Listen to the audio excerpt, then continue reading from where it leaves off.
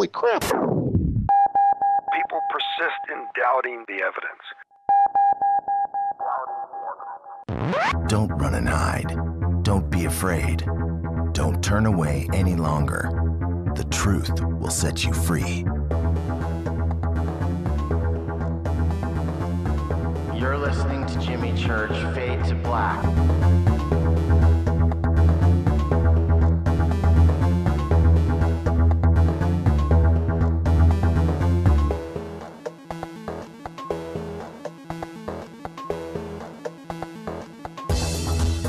We're turning all of our antennas towards Jimmy Church.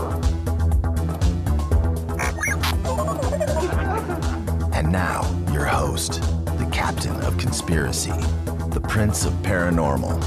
This ain't your daddy's radio network show. This is Jimmy Church, Fade to Black.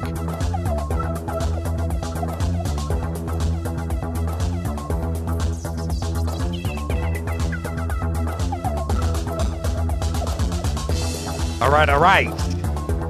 Yeah, how you doing?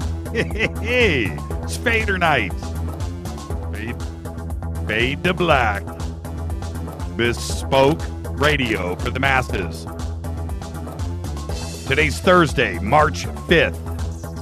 64 days into the new year, 301 days left. Welcome to everybody listening all around the world, all across the United States, hither and thither, to and fro, back and forth, up and down, east and west, north and south, far and near. It's Fade to Black, Fader Night. We are live from the truthfunders.com studios right here, downtown, cold, wet, freezing Burbank, California. Do you have a book, an expedition, an invention, or paranormal documentary you need to get funded? Go to truthfunders.com. Truthfunders, the number one source of backing your project into the fringe. Go there now, truthfunders.com. Support. Pick something out. Truthfunders. The link is right there at jimmychurchradio.com. For KJCR and the Game Changer Network, I am your oh-so-humble host, Jimmy Church. What is cracking, everybody? Today it's Fader Night. Got a very special Fader Night tonight. Dr. Robert Davis will be joining us to discuss his book, The UFO Phenomenon, Should I Believe? The title says it all. It's going to be a fun night. Taking your calls. The good doctor, it's on. Big salute to the proud men and women in uniform all around the world, fighting the good fight for us. For without them, there is no me, there is no you, there is no us, and you could not hear me right now. Need you to think about that for a second. Pause. You don't like it? Go to North Korea. They're hiring. All right. Man, Jamaican Blue Mountain coffee tonight in the studio. Stuff cost about as much as crack. Stuff is expensive. You sip this. Over at the house, I have a bottle of wine. I'm not kidding. I got a bottle of wine. It's called Grand something. And it's so expensive that I don't want to drink it. It's just sitting on the shelf. It's just going to sit there I don't want to drink it. I can't appreciate it. I can appreciate Jamaican Blue. Man, stanky. Smells good. Oh, the smell. Okay. All right. I'm excited. It is Fader Night. It is my favorite night of the week, hanging out with the Fadernaut family right here, Fade to Black. And so you know the drill. We're going to open up the phone lines in about an hour, so don't get too excited yet, because tonight we're going to have in Dr. Robert Davis. See if I can get away with calling him Bob later. He'll be with us discussing his book, The UFO Phenomenon, Should I Believe, and taking your calls. And it's going to be cool. It's going to be a lot of fun. Well, kind of strange. Last week we had Chase Kletsky in here. And tonight, Bob Davis. Next week, I'll run by myself. I'll run solo, okay? All right. TalkStream Live, Power 50 list 2014. Put that out there on Facebook. The award. It's so cool. Thank you, TalkStream Live, for that. If you're listening right now on TalkStream Live, click away and move us up. It is awesome. Show the support that TalkStream Live deserves. It is an extraordinary website for all of us in talk radio. All right. We have so many different ways to listen to the show. Spreaker, TalkStream Live, TuneIn. And on Monday, KGRA is in the fold, syndicating. And I got to tell you, I talked to Race today for another 2 hours. Can't get that guy off the phone. Race, if you're listening right now, my goodness gracious. Tell him, Race, I got a show to do tonight. Yeah, I know, Jimmy, but, we are so excited about what is happening and the expansion of the Fate or Not family and the blending. It's going to be awesome. And Race, in his quote that is out in the press release. I don't know if it's out yet, but it should be out momentarily on jimmychurchradio.com. He said, "It's the world or nothing." What was that quote from Scarface? Oh man! All right, so yeah, we're excited. Let's get the show cracking today. Guitarist John Frusciante, 45 years old, was with the Red Hot Chili Peppers for almost 20 years, 1988 to 2007. That's right. I always thought of him as the Dave Navarro replacement guy, dude. He stuck it out for 19 years, man, almost 20 years. John, 45 years old, cranks albums out too, by the way, like 5 a year. Great player, great guy. Also today, actor Dean Stockwell, 79 years old.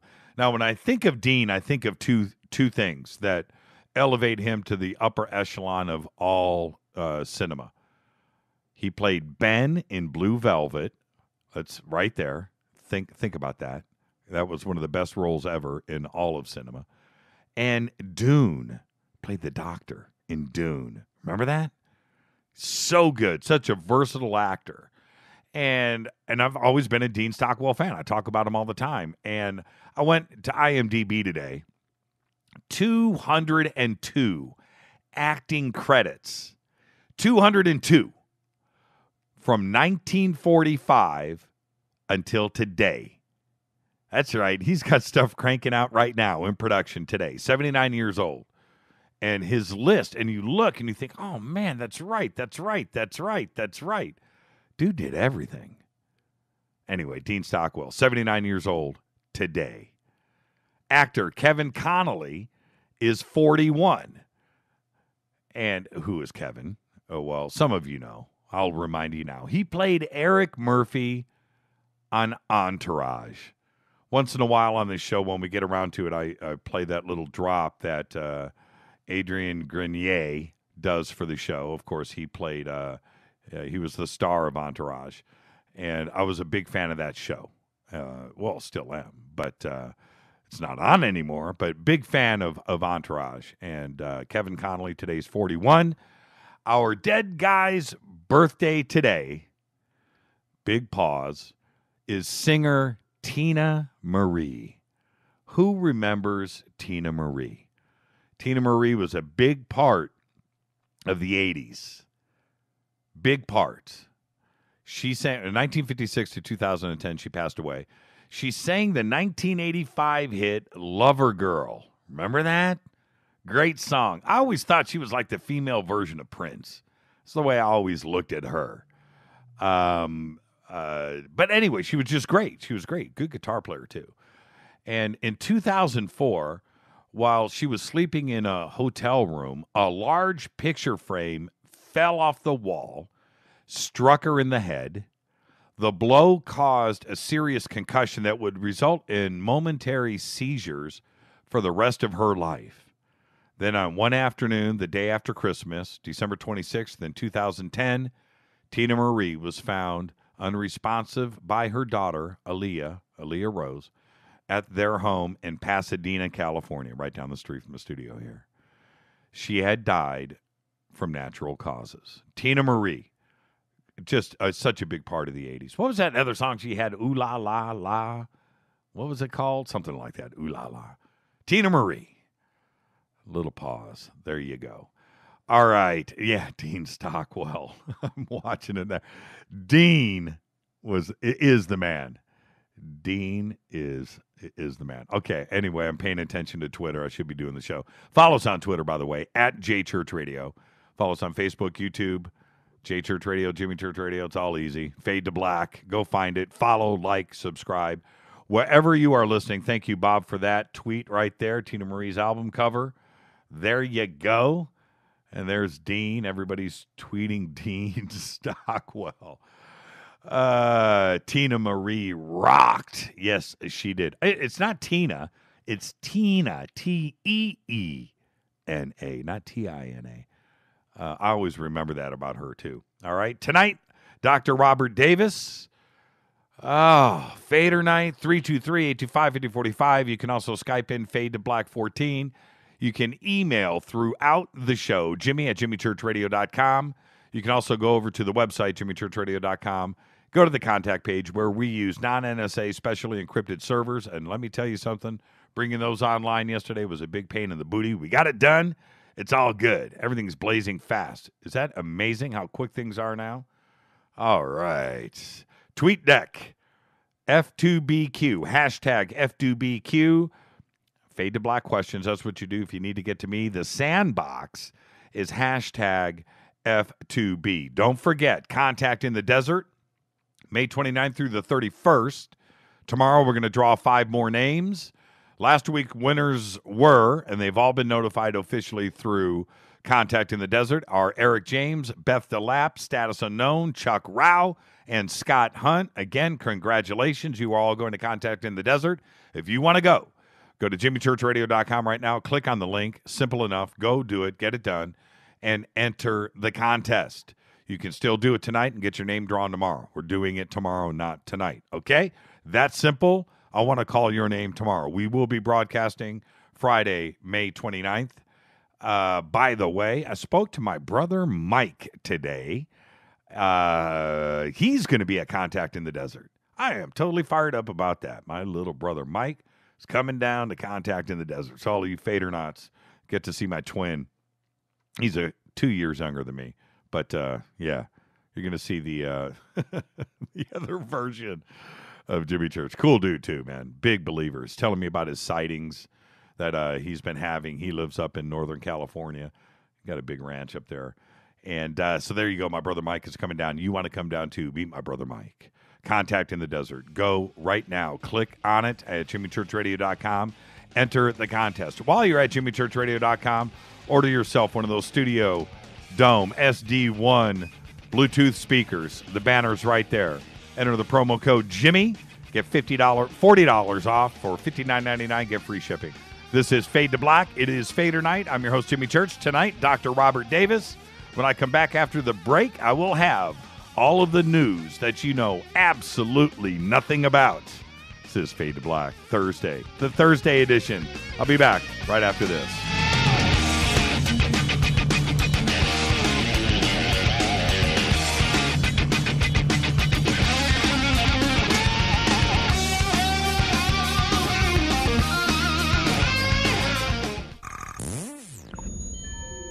You're listening to Jimmy Church, Fade to Black. What's up, revolutionaries? It's me, Jimmy Church. Do you have an IRS or state tax issue? Well, I did, and I called national tax experts. My problems were fixed, done, fini, and man, I gotta tell you, it was a relief. National tax experts are a recognized tax office that services clients in all 50 states. Doesn't matter where you live. Give them a call. I'm telling you, they take the time to understand each and every client's individual financial status as well as their financial goals. And that's exactly what you need, my brother, when you're taking on the evil 3-letter. So, seriously, give them a call today at 1-877-909-5444. Again, 1-877-909-5444, or go check out their website, www.nattaxexperts.com. That's NATTAXEXPERTS.com. Tell them Jimmy sent you. This is KJCR at JimmyChurchRadio.com.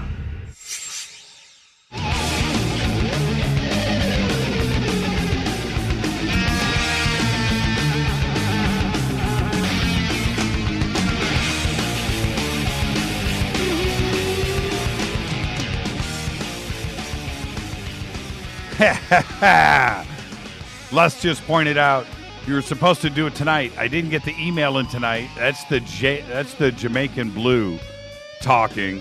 We were going to do the announcement tonight on the 5 contest winners. Totally spaced it right before the show. I didn't get the drawing done in time. I'll do it on Monday. So that gives you some more days to enter the contest. So there you go, Contact in the Desert. Thank you, Les, for pointing that out. I'm telling you, that Jamaican Blue works. This is Fade to Black, bespoke radio for the masses. Tonight is Fader Night, Dr. Robert Davis. And now let's get straight to the news that you know nothing about. The Arizona Diamondbacks are taking desserts to the next level in 2015. Last year, the Diamondbacks in Phoenix introduced the world to the D-Bat dog, $25. It was an 18-inch corn dog stuffed with bacon and cheese.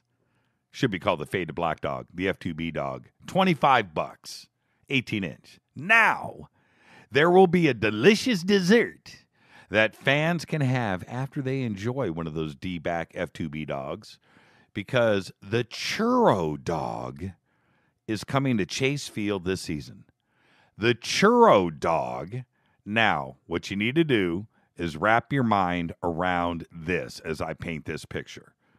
The Churro Dog is a warm cinnamon churro that they put inside of a Long John chocolate glazed donut, that looks like a hot dog bun. They slice that. They pop the churro inside of that like a hot dog. Then they top that with frozen yogurt, caramel, and chocolate sauce. The estimated calorie count of this bad boy is 1,117. The Churro Dog will cost $8.50. Now, for you real men out there, can you imagine trying to down both a D-Bat dog and a Churro Dog at the same game? I can. We have too much food here in the U.S. I swear, we do. But I guess that's why we live here. Ba-dum-bump. A Delta airplane today slid off the runway at New York's LaGuardia Airport. The nose busted through the fence and almost went in the water. I couldn't believe the pictures today. Couldn't believe my eyes. Delta Flight 1086 briefly circled New York City due to issues with snow and ice before touching down just after 11 a.m. today. And as soon as it touched down, passengers were all saying the same thing. The plane did not stop. The wheels never caught. There was no slowing down of the plane. This baby just slid all the way through the end of the runway. Now, about 4,500 to 5,000 feet down the runway, the MD-88 veered to the left and mercifully just stopped on a small embankment. A little further, and the plane with 127 passengers and 5 crew members would have flown in to the icy waters that were there. It happened here in Burbank. I'm going to guess and say 1995, 1996. And it was on a day that I had just landed at the airport, and I was driving home, and I heard on the radio as I was driving home on KFI 640 here in L.A., that a plane had run off the runway at Burbank. And it was funny because the next day I was flying out of Burbank. And I thought, now how can they pull that off? And I got home and I turned on the news, and sure enough, And it's because the runways there at Burbank, just like LaGuardia, are really, really short. They're like 7,000-foot runways. So as soon as you land, the first thing, when you're used to landing at those airports like that in jets that have those short runways, the second those wheels touch, they slam on the brakes. At Burbank, I'm serious. The brakes, I think they've slammed on the brakes before the plane touches down. I'm not kidding. You just go, at Burbank, when you hit the ground, anything that is loose on the plane will go up the aisle and hit the cockpit door. I've seen it happen almost on every single flight. Some cup, a spoon, a camera, a purse, something goes flying up the aisle there because they slam on the brakes. And not only do they slam on the brakes, but the second that the plane stops, they turn right and you pull right to the gate. You don't taxi around or anything. That's what it's like at Burbank. Same thing at LaGuardia. And that's what happened today. A massive ocean once covered nearly half of the northern hemisphere of Mars, making the planet a more promising place for alien life to have gained a foothold, NASA scientists said today. A huge body of water spread over a fifth of the planet's surface. As great a portion as the Atlantic covers the Earth and was a mile deep in places. In total, the ocean held 20 million cubic kilometers of water, or more than that is found in the Arctic Ocean. Unveiled by NASA today, the compelling evidence for the primitive ocean adds to an emerging picture of Mars as a warm and wet world in its youth, which trickled with streams, winding river deltas, long-standing lakes. Lake Placid, soon after it formed about 4.5 billion years ago. The view of the planet's ancient history radically rewrites what many scientists believed only a decade ago. Back then, flowing water was widely considered to have been a more erratic presence on Mars, gushing forth only rarely, and never forming long-standing seas and oceans. The bottom of the hour, we're going to have Mike Barrett in here to discuss this. He talked about this way back in 2001. And so we'll have Mike on here shortly with us. The oldest known human fossil has been discovered. Scientists working in Ethiopia have discovered a jawbone complete with 5 teeth that belonged to an early member of our genus Homo. At 2.8 million years old, this fossil is not only the oldest Homo fossil ever found, it also suggests that our genus arose 500,000 years earlier than we thought. These epic findings were published in 3 new studies published this week. Known as LD350-1, this left lower jaw was unearthed from the Ledi Gararu research area of Afar Regional State Park back in 2013, and it showcases a combination of primitive traits from the earlier Australopithecus and modern features observed in later Homo. Australopithecus.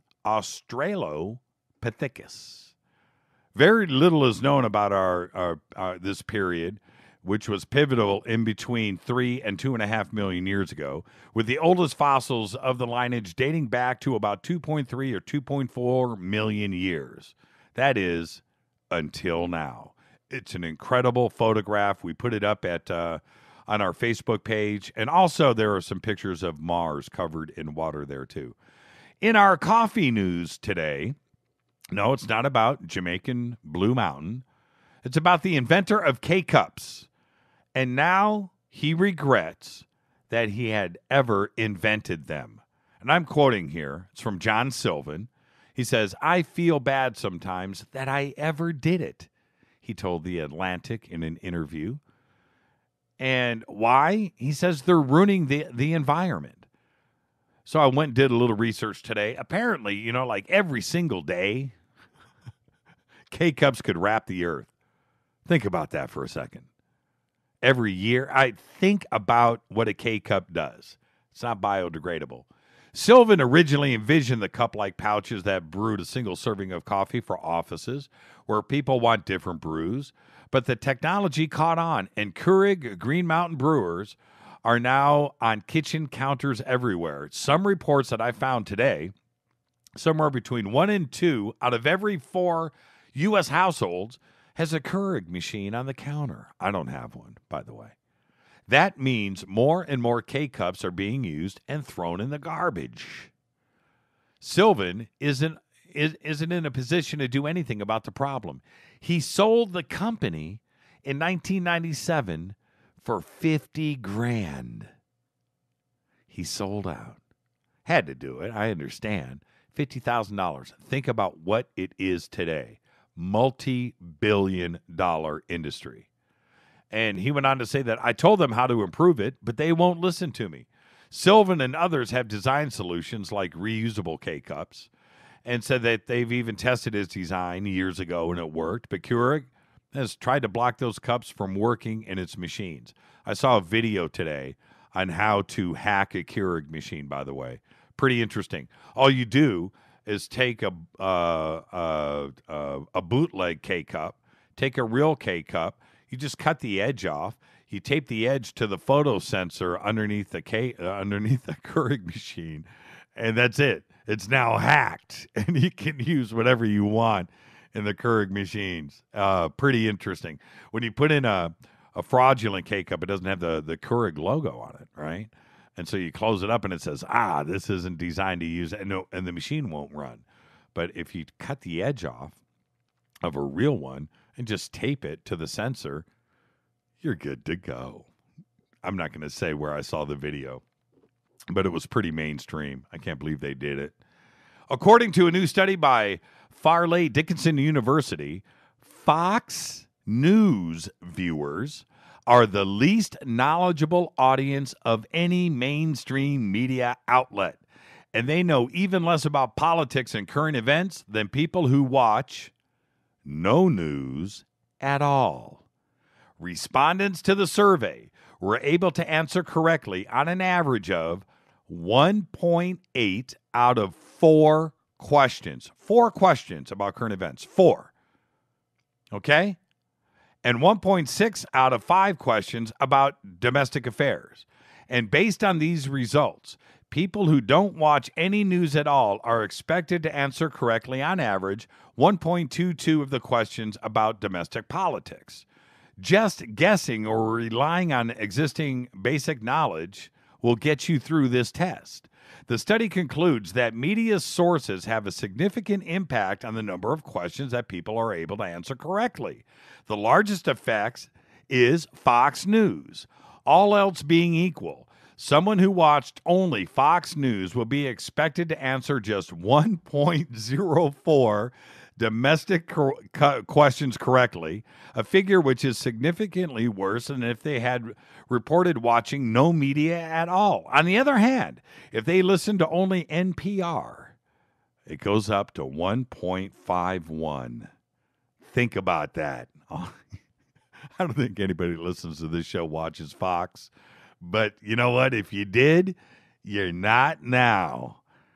David Petraeus, the best-known military commander of his generation, has reached a plea deal with the Justice Department and admitted he provided highly classified journals to a mistress he had when he was director of the CIA. Mr. Petraeus has agreed to plead guilty to 1 count of unauthorized removal and retention of classified material, a misdemeanor. He is eligible for 1 year in prison, but prosecutors will recommend the sentence of probation for 2 years and a $40,000 fine.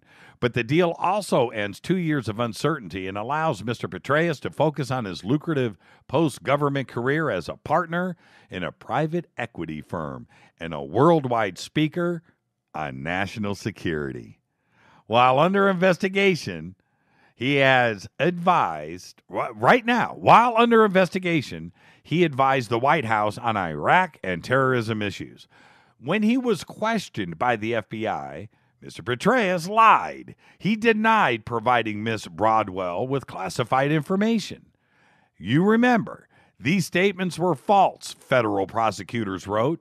Defendant David Howell Petraeus then and there knew he had previously shared the black books with his biographer.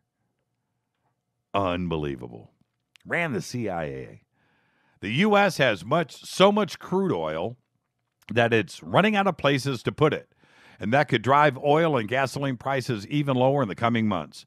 For the past 7 weeks, the United States has been producing and importing an average of 1 million more barrels of oil every day than we are consuming.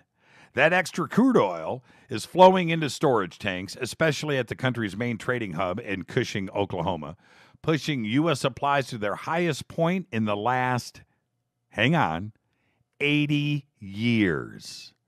If this keeps up, storage tanks could approach their operational limits, known in the industry as tank tops, by mid-April, and send the price of crude, and probably gasoline as well, plummeting through the floor that you walk on.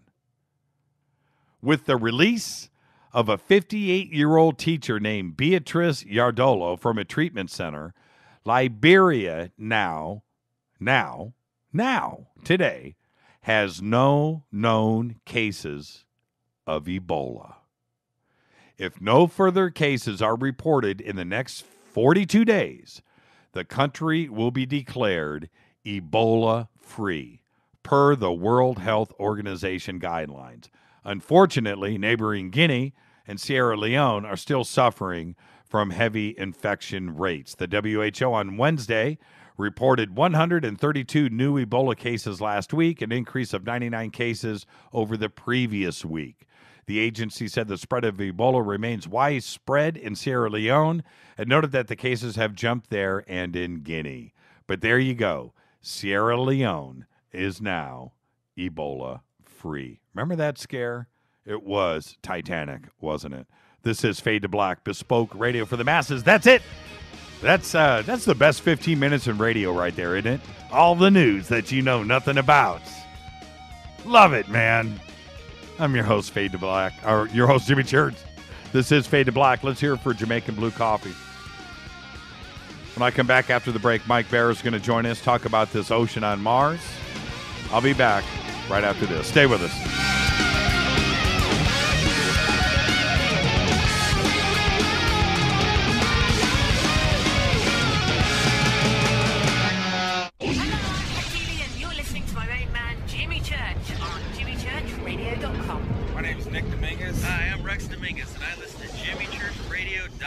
Hello. Jimmy, your preacher. Amen. This is Toby Kebbell.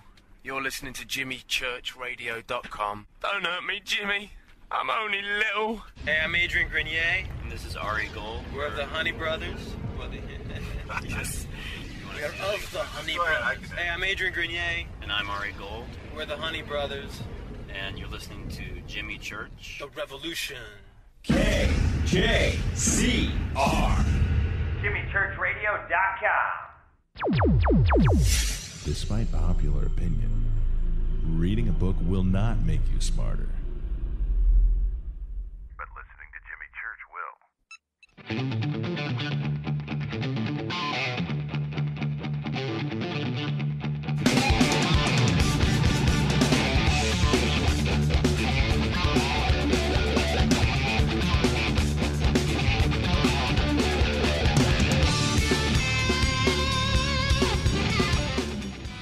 Welcome back. Fade to Black, bespoke radio for the masses. Monday, March 9th, syndicating with our partners over there, KGRA. Excited about that. Twitter, YouTube, Facebook, Spreaker, TalkStream Live, TuneIn, taking over the world. Now, KGRA. So excited about what's going on.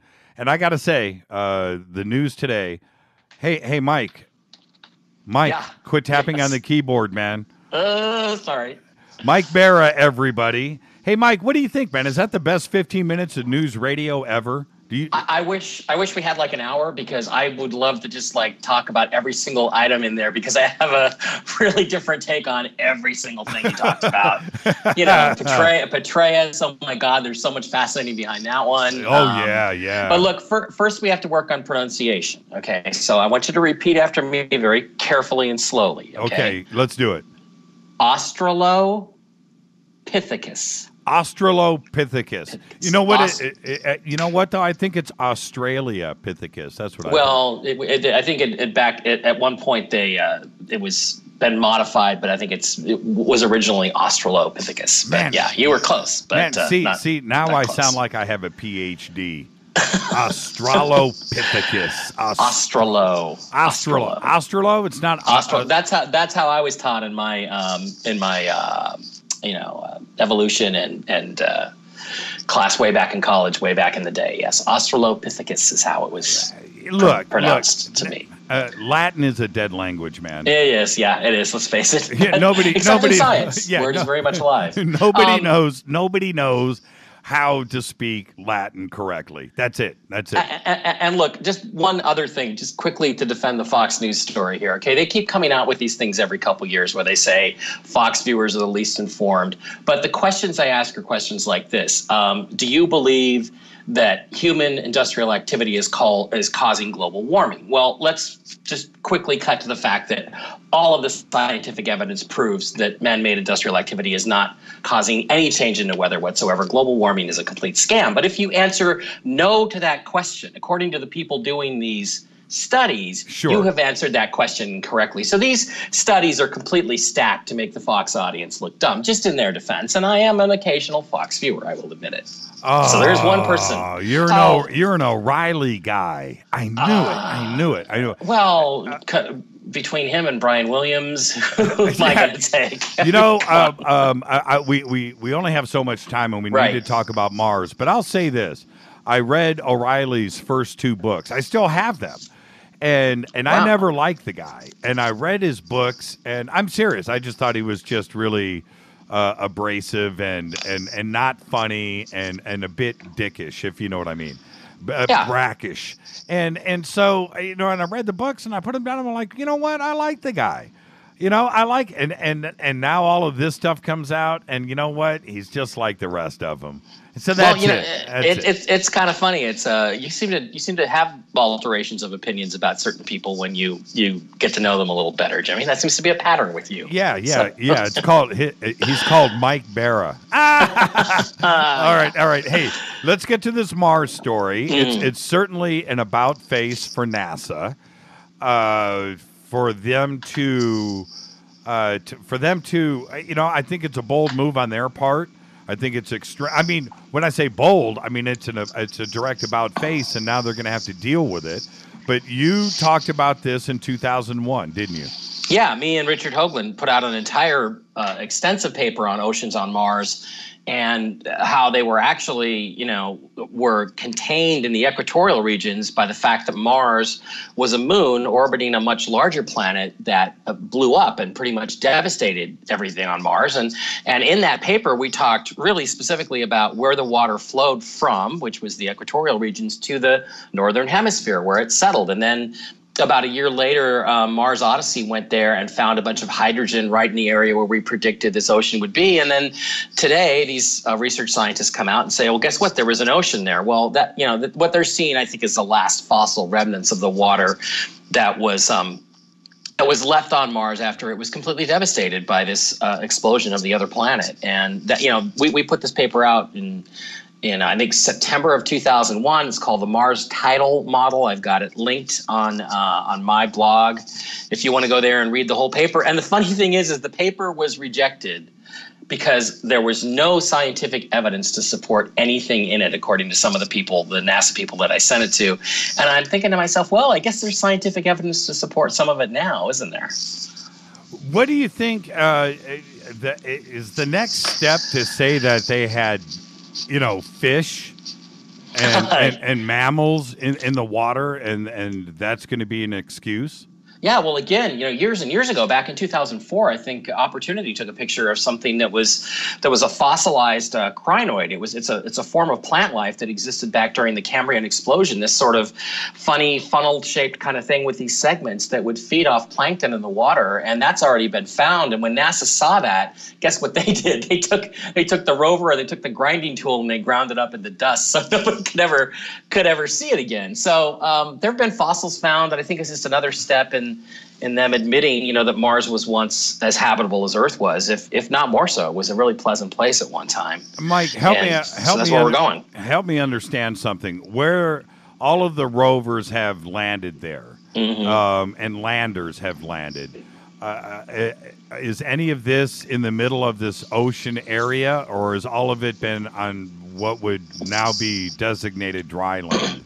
No, it's dry land. Gale Crater was once filled with water. That was one of the reasons why they thought it would be a good place to land. But it's not really an area that had water at the time that Hoagie and I believe that there was this vast ocean that swept back and forth and actually carved out Valles Marineris from the back and forth tidal motions. So they haven't landed in those areas. There's another prediction right in there, which is that they're eventually going to find a lot of salt at the bottom of Valles Marineris, and it just they're just slowly moving us along. The next step is that, hey, if there was an ocean on the planet for a long enough time, there had to be life. But remember also too, Jimmy, that their timing of billions of years ago is completely wrong. It's all based on crater counts, and the fact that Mars was involved in this explosion event of this other planet created all the craters in the southern hemisphere, and the older surface of Mars is really the northern sculpted lowlands, the plains where they now think there was the water. So they say it's billions of years ago, but it's completely wrong. In all fairness to the scientists, that's just based on a theory that does not take into account the fact that we could have had other members of the solar system that no longer exist and that they exploded. And so that's really what the whole tidal model paper is about. So this actually Mars could have been a very habitable place maybe only 1 million years ago, 1.3 million years ago, or maybe even sooner than that, even earlier than that. Well, my brother, I will see you at Contact in the Desert, May 29th through the 31st. I was disappointed to find out I wasn't your brother, Mike. I thought when you were talking about your brother, Mike, at Contact in the Desert, I thought it was going to be me. But it's your real brother? Yeah, he's a lot skinnier than you. Yeah, my real brother, Mike Church. Absolutely. Yeah, all right. Well, really cool dude, too. You'll dig him. Looking forward to it. And anything else between now and May? I do have the new Living Expo in San Francisco, the San Mateo area, coming up April 24th, 25th, and 26th. So I'll be talking about my new book, Ancient Aliens and Secret Societies, which will come out as soon as I finish it in about a week or two.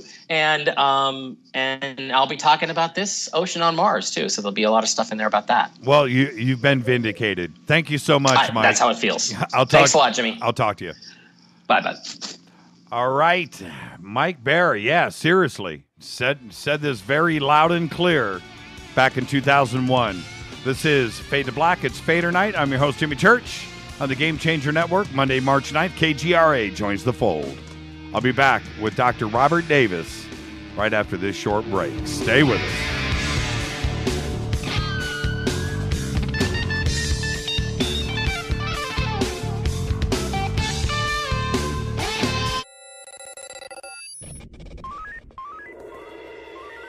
Way out here, we listen to Jimmy Church. You're listening to Fade to Black. ¿Qué tal, mis amigos? Yo soy Mario Carson, el tiburón, y los invito para que escuchen a mi buen amigo Jimmy Church Radio. ¡Claro que sí! Oi, oi, I'm Reese Evans. You're listening to Jimmy Church. This is Revolution. The revolution will not be televised. The revolution is on radio. Ciao.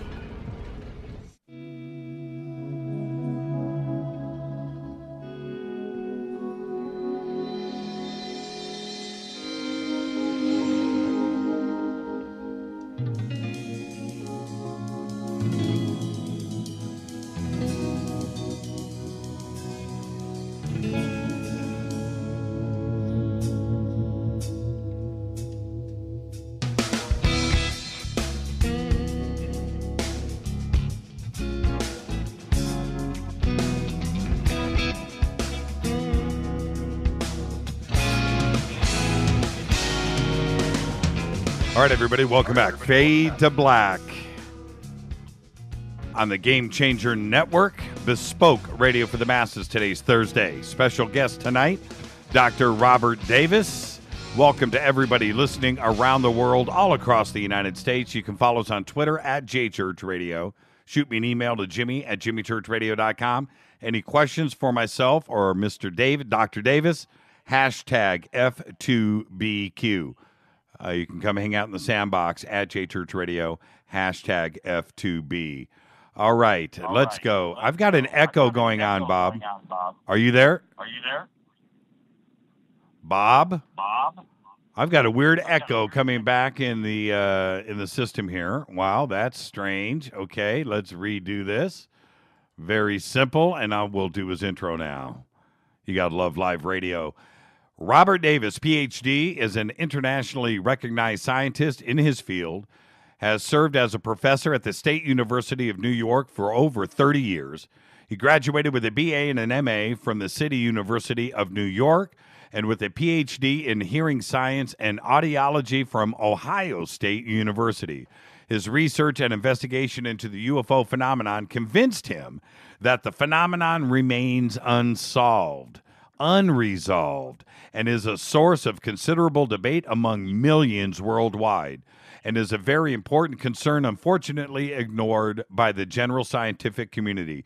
He advocates for the need to advance our understanding of the phenomenon through the development of governance structure to provide the necessary leadership, direction, and related resource support, both human and fiscal, for a multidisciplinary team of leading scholars to study the phenomenon. I'd like to welcome to the program Dr. Robert Davis. Dr. Davis, are you with us? Yes, I am. And thank you very much for having me as a guest on your excellent show. I'm a very big fan. Thank you, Doctor. And turn down your radio. I think that's what I was hearing in the background. Are we nice and quiet now? Yeah. Okay, let's go. Welcome to the program.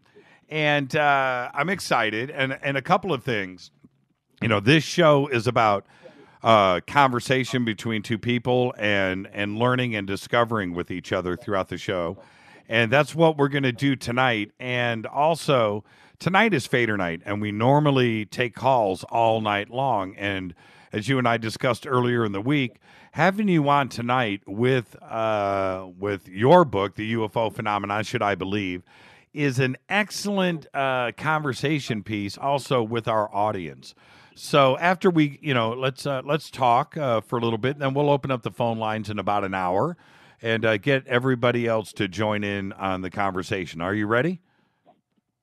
Sure.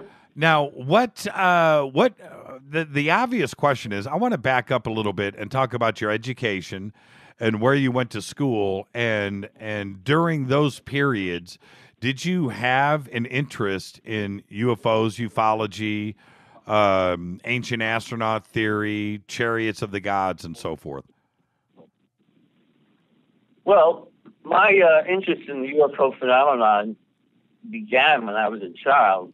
Back in the 60s, I got caught up in all those Star Trek reruns and the Twilight Zone while eating frozen TV dinners, of course. And I always found the unexplained very intriguing. And the UFO phenomenon is as intriguing as it gets.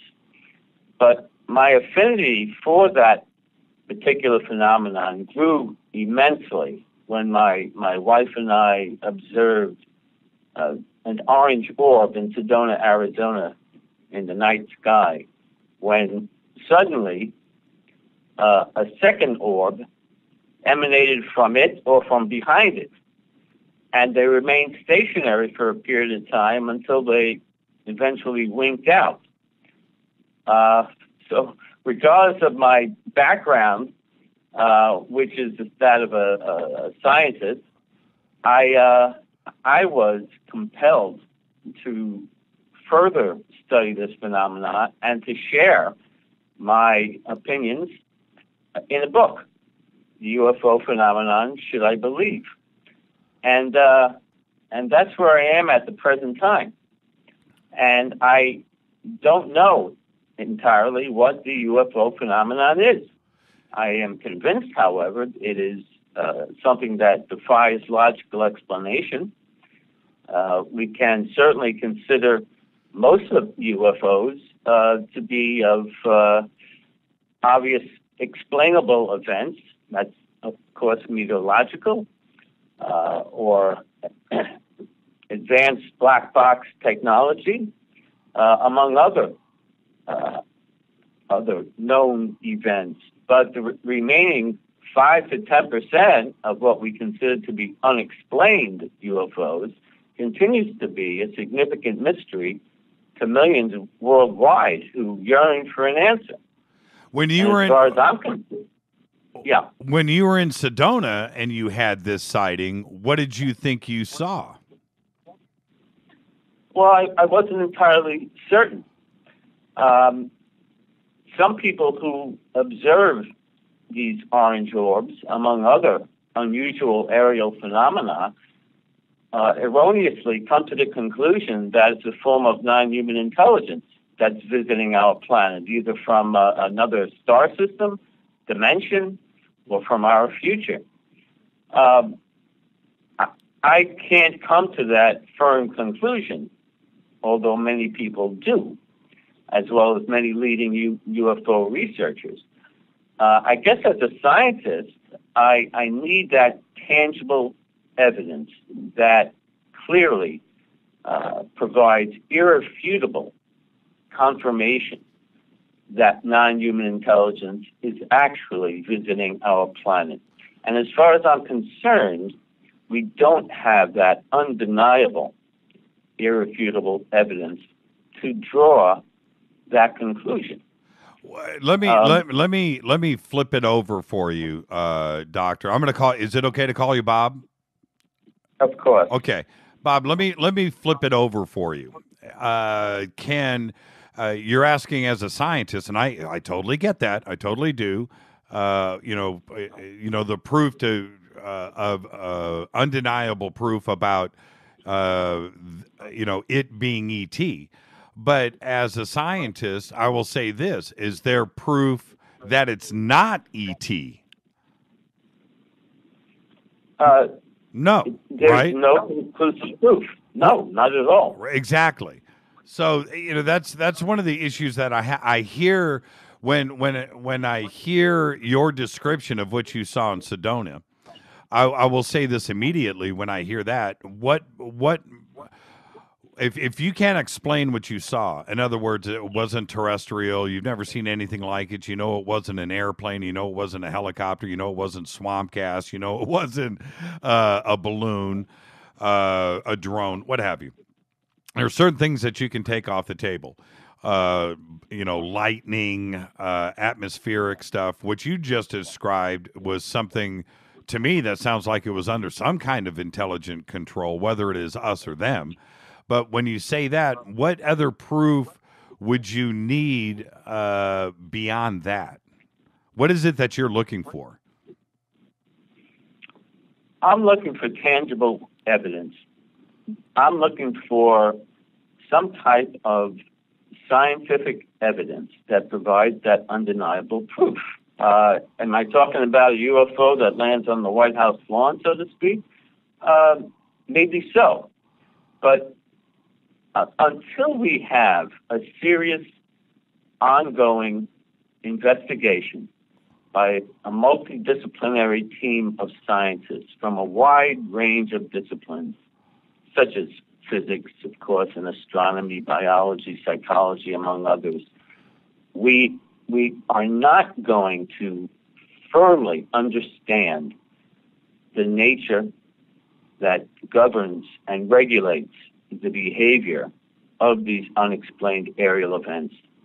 Now, what I may have seen in Sedona, and what many people do see, which they contend it must be some form of non-human intelligence, which it might be. I do not exclude that possibility. Sure. But what they may have seen, or what I may have seen in the form of orange orbs, may very well have been some form of atmospheric plasma, which is poorly understood and is undergoing serious research by us, as well as I know Russian scientists are deeply involved with that.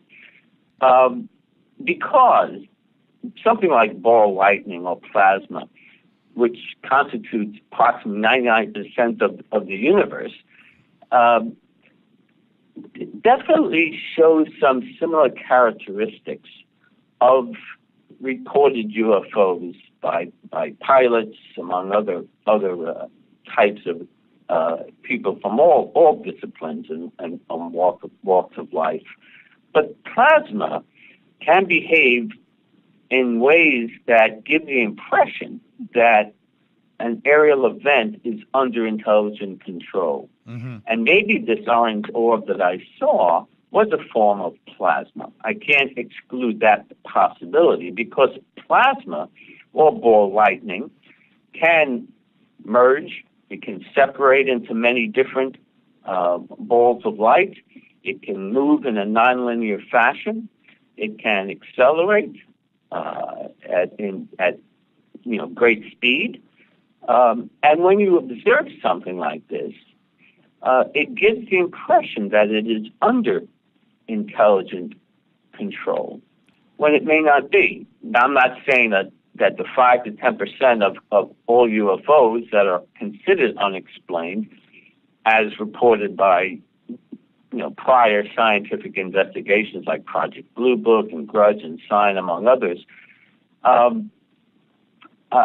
do not just say that 5 to 10% of UFOs that are unexplained is plasma. What I'm saying is that we do not have the scientific principles at present to appropriately come to a firm conclusion that non-human intelligence is, in fact, visiting Earth from either another star system, dimension, or from our future. And I need that smoking gun, or at least some highly potent gunpowder, before I can firmly believe that we are being visited by a form of intelligence that we cannot clearly explain. Sure. What's funny is if you were sitting in my living room right now, which is essentially what you're doing, you and I could go at this all night long and have one of the most animated, fun conversations ever in the history of anything. And I can kind of feel this coming on right now. So if you don't mind, let's talk. Let's open up this can of worms. You want to go there? Oh, please. Okay. I'm looking forward. Let's do it. Let me give you my point of view on a couple of different things. And then I'm also going to ask you some questions. Number one, you wrote a book. It's called The UFO Phenomenon, Should I Believe? So you are looking to the stars with a question mark, aren't you? Right? Oh, indeed. Exactly. Indeed, yes. So if there is an intelligence out there, I'm getting an echo, by the way, Bob. Whatever's in the background, can you turn it down? I hear myself. No, I don't. I hear myself. I don't have anything. I hear myself echoing, and I can't deal. So anyway, you look to the stars, and you have a question mark. If we have a trillion stars out there right now in front of us, a trillion, probably more, and literally hundreds of billions of planets out there right now in front of us, there is nearly no question with myself or any other scientist out there that there is indeed intelligent life out there. Now, if somebody is out there that is 1,000 years, 10,000 years, 1 billion years older than us and smarter than us, you have to deduce one thing, that they are doing exactly what you, Dr. Bob Davis, is doing. They're looking to the stars and wondering if they're alone. So if they're doing the same thing back at us and they are 1 million years smarter, then of course they figured out a way to figure out not only how to get here, but that we are indeed here. And so why wouldn't they have already gotten here and checked us out? Because we're wanting to do the very same thing. Oh, I agree completely. But the question is, are the intelligent life that does exist in the universe somewhere, and of course it does, and it's probably millions of intelligent beings on other planets, light years away. But the question is, do these unusual aerial events that seem to defy logical explanation, given its ability to mitigate inertia and gravity, and is not consistent with known scientific principles, at least not yet, why do we come to the conclusion that they are from another place in the universe? There are other theories, as you well know, and I'm sure your listeners know, that we might not even have a hypothesis that that promotes, let's say, beings coming here from vast distances away. But why not a different dimension? The extra-dimensional hypothesis is something that we also can't ignore. Now, maybe they are coming from light years away, but we can't completely exclude the possibility of alternative theories, which, leading physicists such as Stephen Hawking and Dr. Green promote the multiverse theory, which, if true, and keep in mind it is highly theoretical, but if true, then we can try to resolve a mathematical contradiction in physics that can promote the multiverse theory, which Hawking and Green contend exists. And they basically say that there are many entities allowed for by the multiverse. And this implies that we may be living in one dimension while other beings exist in another dimension. So could some unusual aerial events or the alien abduction phenomena or what we consider as high strangeness, because there are associated with UFOs very unusual experiences that individuals have in many different ways, and I'm sure we'll discuss that. But could the multiverse explain possibly the force that governs and regulates the UFO phenomenon? It goes back to Dr.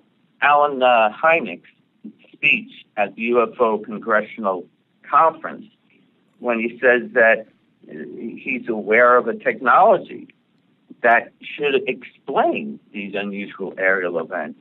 And he says that it encompasses both the physical and the psychic, the material and the mental.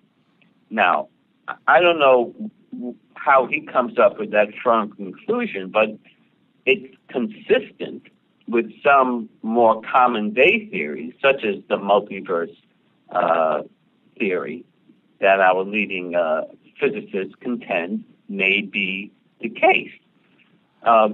When so you look at that. No, you can't, and I embrace the multiverse theory 100%. And if that is indeed the case, then isn't that ET that is visiting us too as well? Oh, indeed. I don't rule out the possibility that again, non-human intelligence is visiting our planet. But we have to figure out the best way to come to a firm resolution of this extraordinary mystery. And unfortunately, researchers in this field continue to utilize retrospective analysis of the evidence, continuing to kick around the Roswell, New Mexico incident in 1947. the Rendlesham Forest incident in 1980, among many others, such as the Hudson Valley mass sightings, the Belgium wave, numerous examples, as you and your audience are well aware of. And I don't discredit researchers from analyzing such incidents, because we do learn a great deal about the kinematic behavior of these UFOs, the high strangeness or paranormal manifestations that people experience when they encounter a UFO or allegedly are abducted by a UFO. The question is, why are there such strange experiences like this? And if I may mention that because there is a lack of consistent, rigorous scientific investigation by a multidisciplinary team of scientists who seriously study this phenomenon, there is a recent organization known as the Foundation for Research into Extraterrestrial Encounters. The acronym is FREE, so I'll refer to it as FREE. It's a not-for-profit organization that was co-founded and directed by Ray Hernandez and Christina Knowles. And I, by the way, am a newly appointed member to their advisory board, I'm happy to say. And it's composed of PhD physicists and psychologists, scientists from different fields, medical professionals, and many experiences, or another term for it, I guess, is contactees with non-human intelligence. And essentially their goal is to study human encounters with non-human intelligence and related paranormal phenomena. And essentially, the intention is to determine through scientific research with those who experience upfront and close, communication with UFOs and alien beings, whether or not there is a relationship among quantum physics, consciousness, and the paranormal, in order to try to determine essentially the nature of the phenomenon. And I think this is the first academic research that's undertaken in this field. And additional information can be found on their website, experiencer.co. It's not .com, but .co.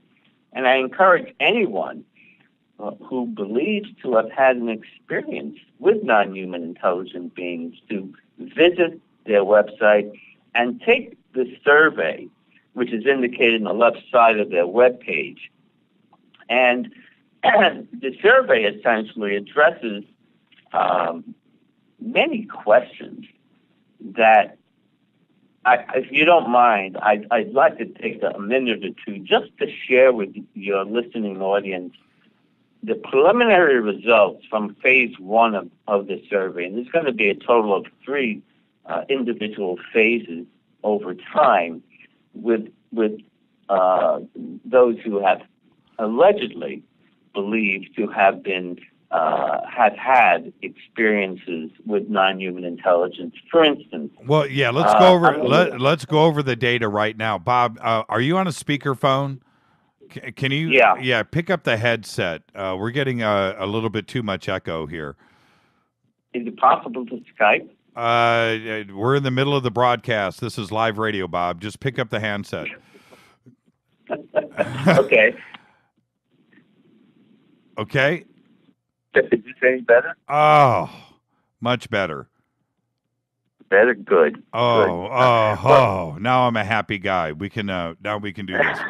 Okay, yeah, let's okay. So you're doing 3 you sound so much better. You said okay, so the surveys are going to be done in 3 different phases. This is some of the preliminary data now we're going to go over. I want to remind everybody the organization is called FREE.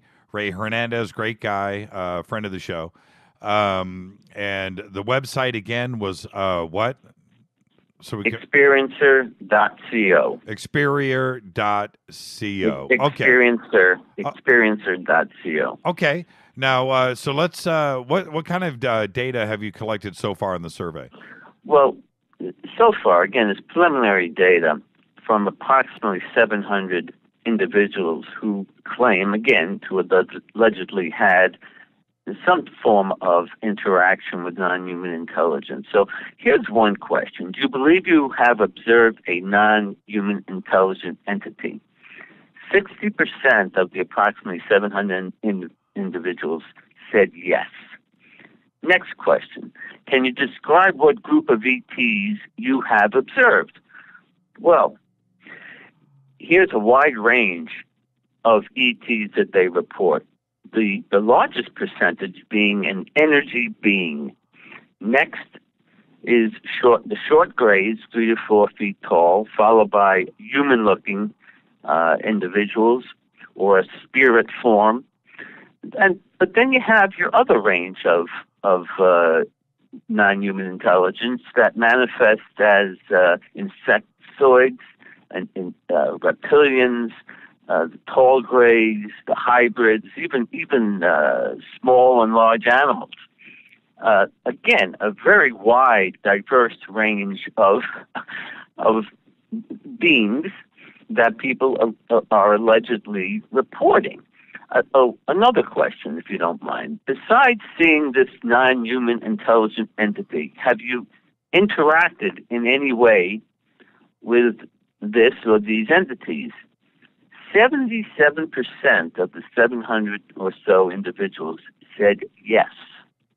Now, for my last data point, approximately how many times have you seen or interacted with non-human intelligent entities? 43% said more than 20 times. And there's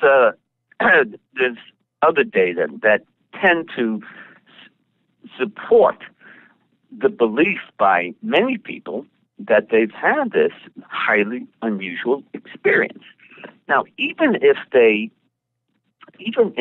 were not reporting this to be an actual event where they're taken aboard some type of craft and have observed these types of individuals, if you want to call them that, and subjected to biological experiments, which, of course, is part of the alien abduction phenomena.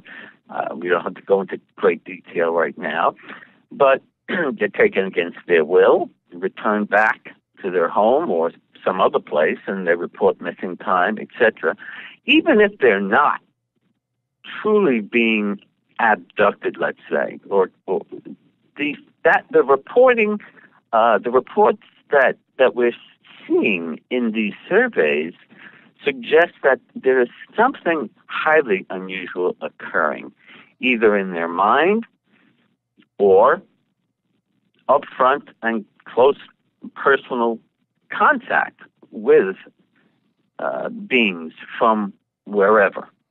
And if they're not being subjected to this type of experience with non-human intelligence, even so, it's a serious issue for psychologists, sociologists, among other professionals, to understand why so many people have these similar experiences. Or are they being abducted by non-human intelligence? I can't rule that out. Nor can I rule out the possibility that it's in their mind for some reason, a psychocultural issue at some level. I don't know what to make of it. And I don't think anybody should come to any firm conclusion that they are truly having direct contact with non-human intelligence. That's why we need an organized research that is conducted by many leading scientists from many different disciplines. because we don't have... Right. Yeah. Right. You're absolutely right. I want to get back to that in a second. Before I let this get away from me, have you, in your research and in writing of the book, were you able to interview any contactees? No, I haven't. I've spoken with Christina Knowles and Ray Hernandez and Mary Rodwell, who have had experiences with non-human intelligence. I haven't interviewed, however, individuals who have had this experience. But I do incorporate that in my book and make some proposals about where we need to go in the future to try to resolve this mystery. Because if we continue to utilize this retrospective analysis and read these thousands of books on UFOs that focus on Roswell and Rendlesham and what presidents know about UFOs, the conspiracy theory, exopolitics, on and on and on. That's important. It does provide some information that's very useful. It increases our knowledge about the physical behavior and its manifestation on individuals, which is significant. There's no question something is going on that defies logical explanation. But we're not going to resolve the issue at hand. We're not going to understand what governs and regulates this phenomenon for sure by using this retrospective analysis and kicking around whether or not there are crash saucers and dead alien bodies in some underground base in the Southwest somewhere, or these or declassified documents through the Freedom of Information Act by our government as well as many other governments worldwide are going to provide that undeniable proof that non-human intelligence is visiting Earth. It's important, and I commend UFO researchers who have analyzed this information. But if I may also say, I commend UFO organizations such as MUFON and NICAP, and I forget other acronyms, NUFORC and the Alan Hynek Center for Scientific Investigation and CSETI, among many others worldwide. I commend them for trying to figure out what is going on. But again, this retrospective analysis and the ongoing controversy and debate between the skeptics, the believers, the debunkers, is not going to resolve the fundamental question.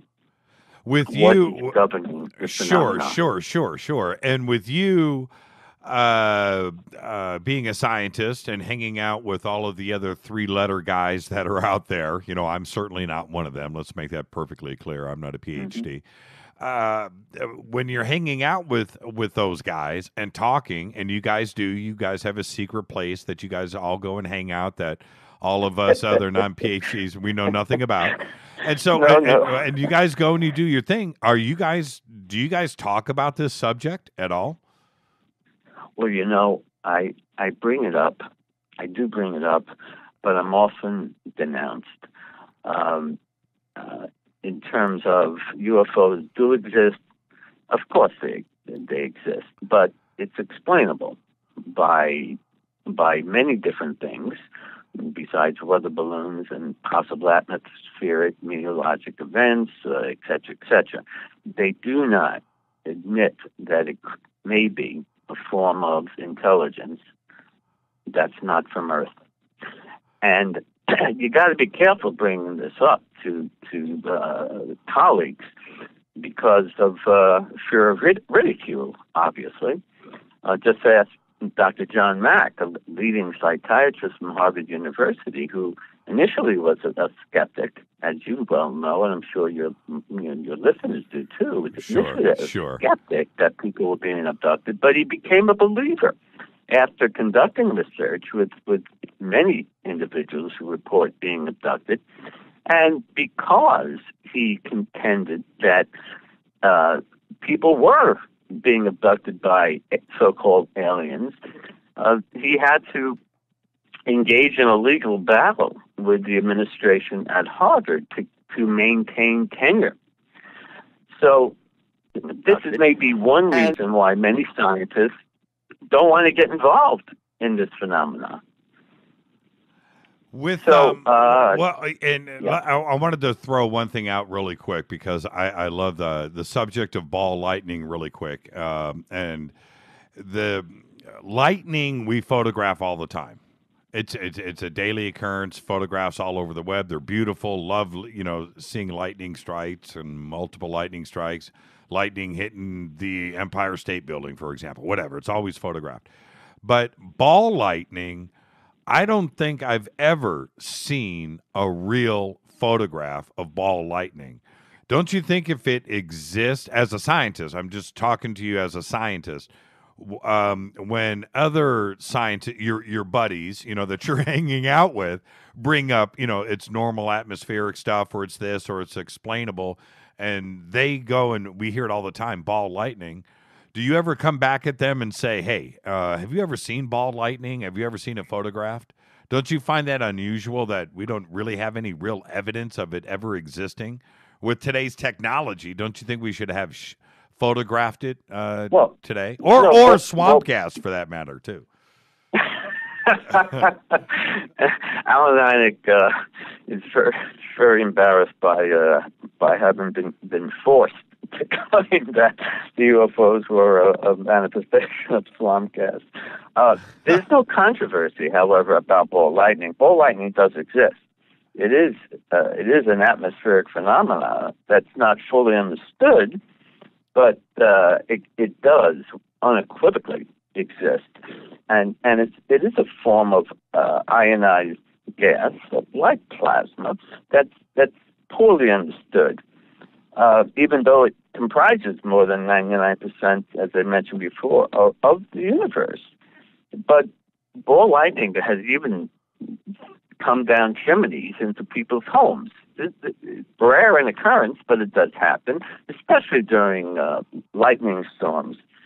But the question is, could some of the unexplained UFOs be plasma-based?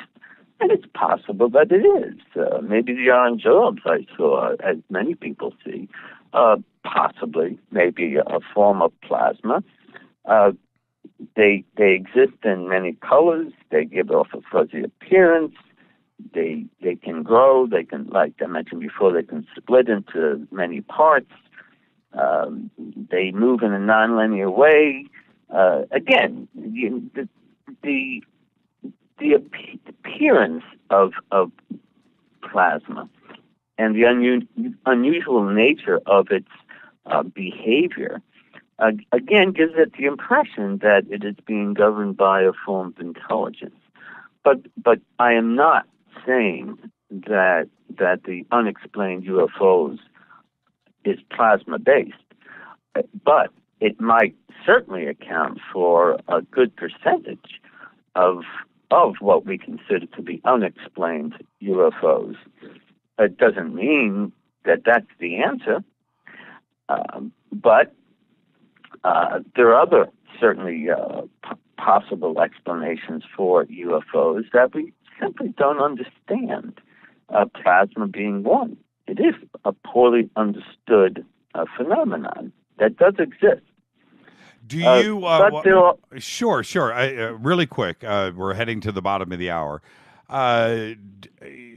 Do you believe that we have been visited in the past, or maybe today, by ET once, twice? I haven't a clue. Okay, that's a fair answer, but I wanted you to answer that because I want for the next answer or the next question, which is when you're amongst your buddies and they ask you the same question. I'm talking about the scientific community, the smart guys. What's your answer to them? I tell them I'm not firmly convinced, that unexplained UFOs are governed by non-human intelligence. I don't discount that as a remote possibility. They may be. Right. Which is a different answer than what I'm leaning on here is it's a different answer than you're giving me, because you can't do that with them, can you? That's a very good point. That's an excellent point, and I do agree with you. I'm very careful how I express my position on the matter, because I have been denounced by them. They are firmly committed that UFOs are explainable by anything else but non-human intelligence from somewhere. So, I guess I'm an agnostic at some level. I believe and I don't believe in UFOs, but do UFOs exist? Of course they do. Of course they do. The question is, what is it? Well, this is what I do. And up until a certain point in my life, when I would hear about abduction stories or, Travis Walton or, these stories, I would hear them, and you just kind of you want to believe in the fantastical because it's fun and we're all inquisitive. But when it comes to, it's one thing to report, some flying phenomena, flying saucer, but it's another thing when you're crossing the line to abductions and medical procedures and flying around and stuff. I get that. I understand. But I had my own experience. And let me tell you, Bob, I'm a level-headed guy. I'm just like you. I'm not any different than any of your friends or any of your PhD colleagues. I'm just a normal guy. I don't run around with craziness. But when I talk to somebody that has had an abduction experience, I know about my little episode. Now, was I abducted? No. Was I medically? No. Did I go on a spacecraft? No. I'm not saying any of that, but I did have an encounter that I can't explain. And when I saw what I saw, and I'm talking about a little being, when I saw what I saw and I can't explain it, then when I hear somebody else tell me about this experience, I can only base it on, as crazy and fantastical as their story may be, I know what I saw and I know what I experienced. So therefore, I have a complete open mind in listening to somebody, because I was afraid to talk about it for years, 10 years. I never told anybody anything. And if somebody else is talking about it, think about the ridicule that you get from your PhD guys. Think about somebody else that's coming forward and talking about their experience, including myself. And so I do know what I saw, and I do know that there is something going on because I can't explain it. I'm not here to be sensational. I'm not here for ratings. I'm not here for anything. I don't want to be embarrassed. I'm just telling you, I know what happened to me. And I know that there's something going on. So that's why I listen. And that's why I encourage you to talk to other experiencers out there, because it's a very difficult subject to talk about. Well, that's why I am very excited about being on the advisory board of Free, because I want to get to the bottom of this, like we all do. At least those of us who are interested in this phenomenon, including the military and governments worldwide. That's another story in and of itself that we can certainly address. But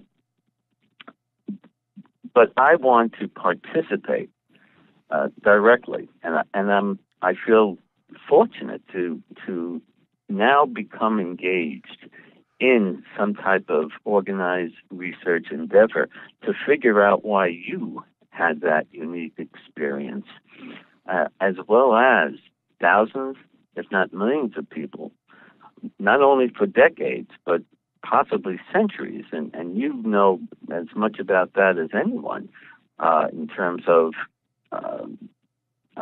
what people have experienced over time, not just since the alleged UFO crash in Roswell, New Mexico, but talking about people experiencing these things for possibly thousands and thousands of years, especially in the archaeological evidence that is very intriguing and might provide some additional evidence that people back in time have also had encounters, expressed in different ways than we do now, but more or less, as you know, in terms of drawings on cave walls and in pictures that are drawn that show UFOs and strange-looking beings.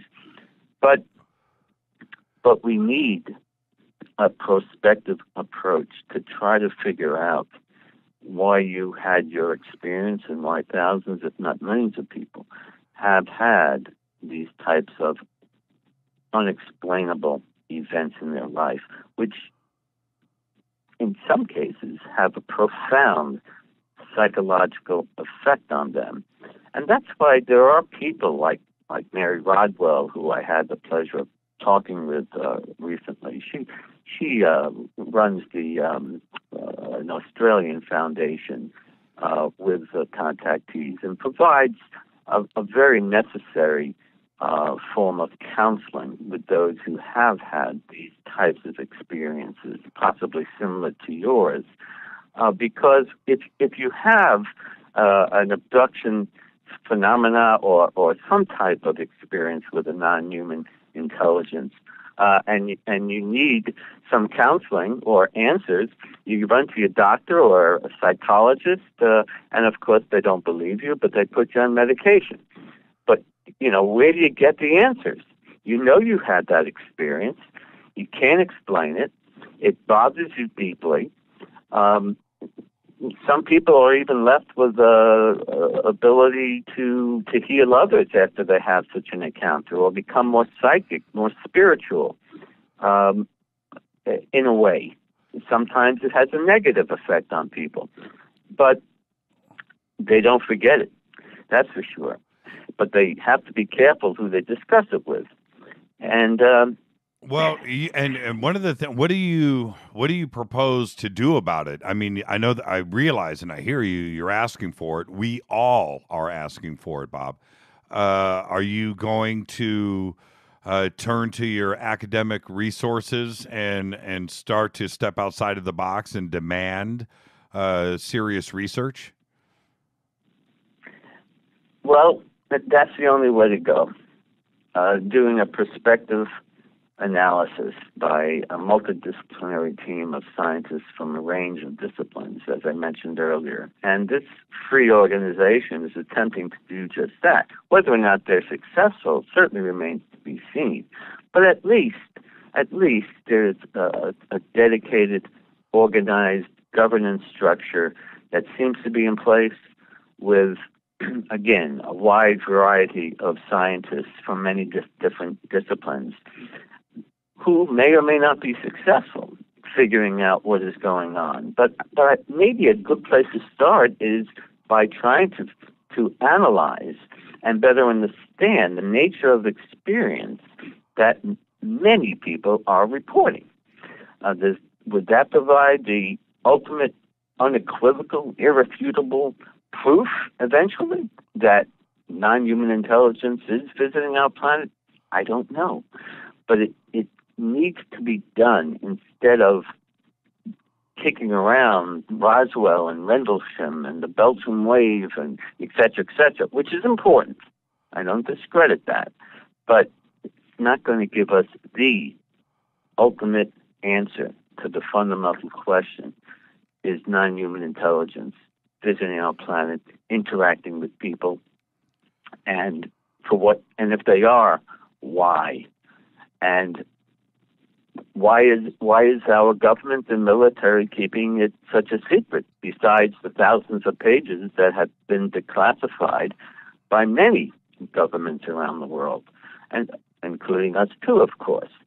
But there remains that mystery. And by talking about it continuously in a retrospective fashion, we're not gonna get the answer.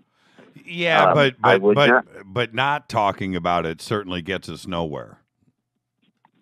That's the other concern that I've always had is, and I'll give you an example. Is this SETI, SETI, the search for extraterrestrial intelligence? The debate goes on whether that's a waste of time, a waste of resources, and also if we should not shoot radio signals out into space and possibly attract ET and let them know we're here like a beacon. Is that a wrong thing? My belief is this. I think SETI is a good thing. If we didn't do SETI, then certainly we have nothing. Absolutely nothing. So, no, SETI is good. Discussion is good. Keeping awareness, keeping our foot on the gas is good. Letting our foot off the gas, not discussing, not pushing for disclosure, not getting Freedom of Information Act documents, not coming forward, not having public dialogue.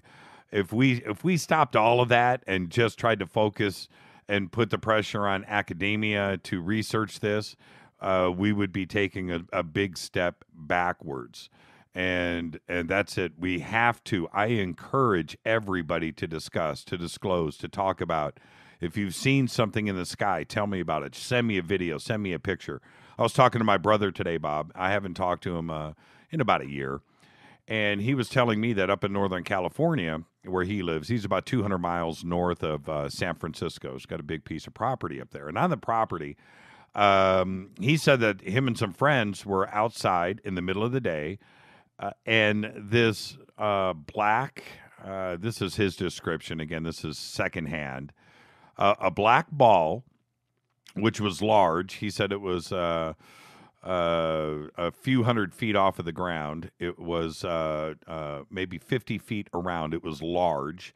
And it had a rod coming out of one end of it, like a pencil stuck into an apple. And he said that this thing just flew across the valley up there from horizon to horizon. They could see it. They could look at it. They could see details. And this thing just cruised across the valley and went over the mountains. Now, I hear something like that coming from my brother. And he was like, man, have you ever heard of it? We couldn't believe it. We don't know. We don't know if it was, black ops, if it was something man-made or whatever. But we saw what we saw, and it was the craziest thing. And I said, how long did it last? He said, 5 seconds. It just went right across, but we all saw it. And there was about 10 of them. He's in construction up there, a bunch of construction workers. And I hear something like that, and I just got to say, what are we seeing? What is it? What could that possibly be? My immediate reaction to hearing something like that, it sounds like something that we shoot to Mars every day. We've got a probe that's about to cruise around Sirius tomorrow, as we know, to orbit Sirius and take pictures. Why wouldn't some other intelligence be poking around here with a probe and some type of satellites and sending back information and out scouring the universe looking for stuff like this? Because that's what we're doing with Saturn, with Jupiter, with Mars, with our own moon, Venus, Uranus, Pluto. Every single day we're investigating and trying to check out our own solar system. So why wouldn't somebody else be doing that here? And when I hear that description from my brother, that's exactly what comes to mind. I agree 100% with what you're saying, without question.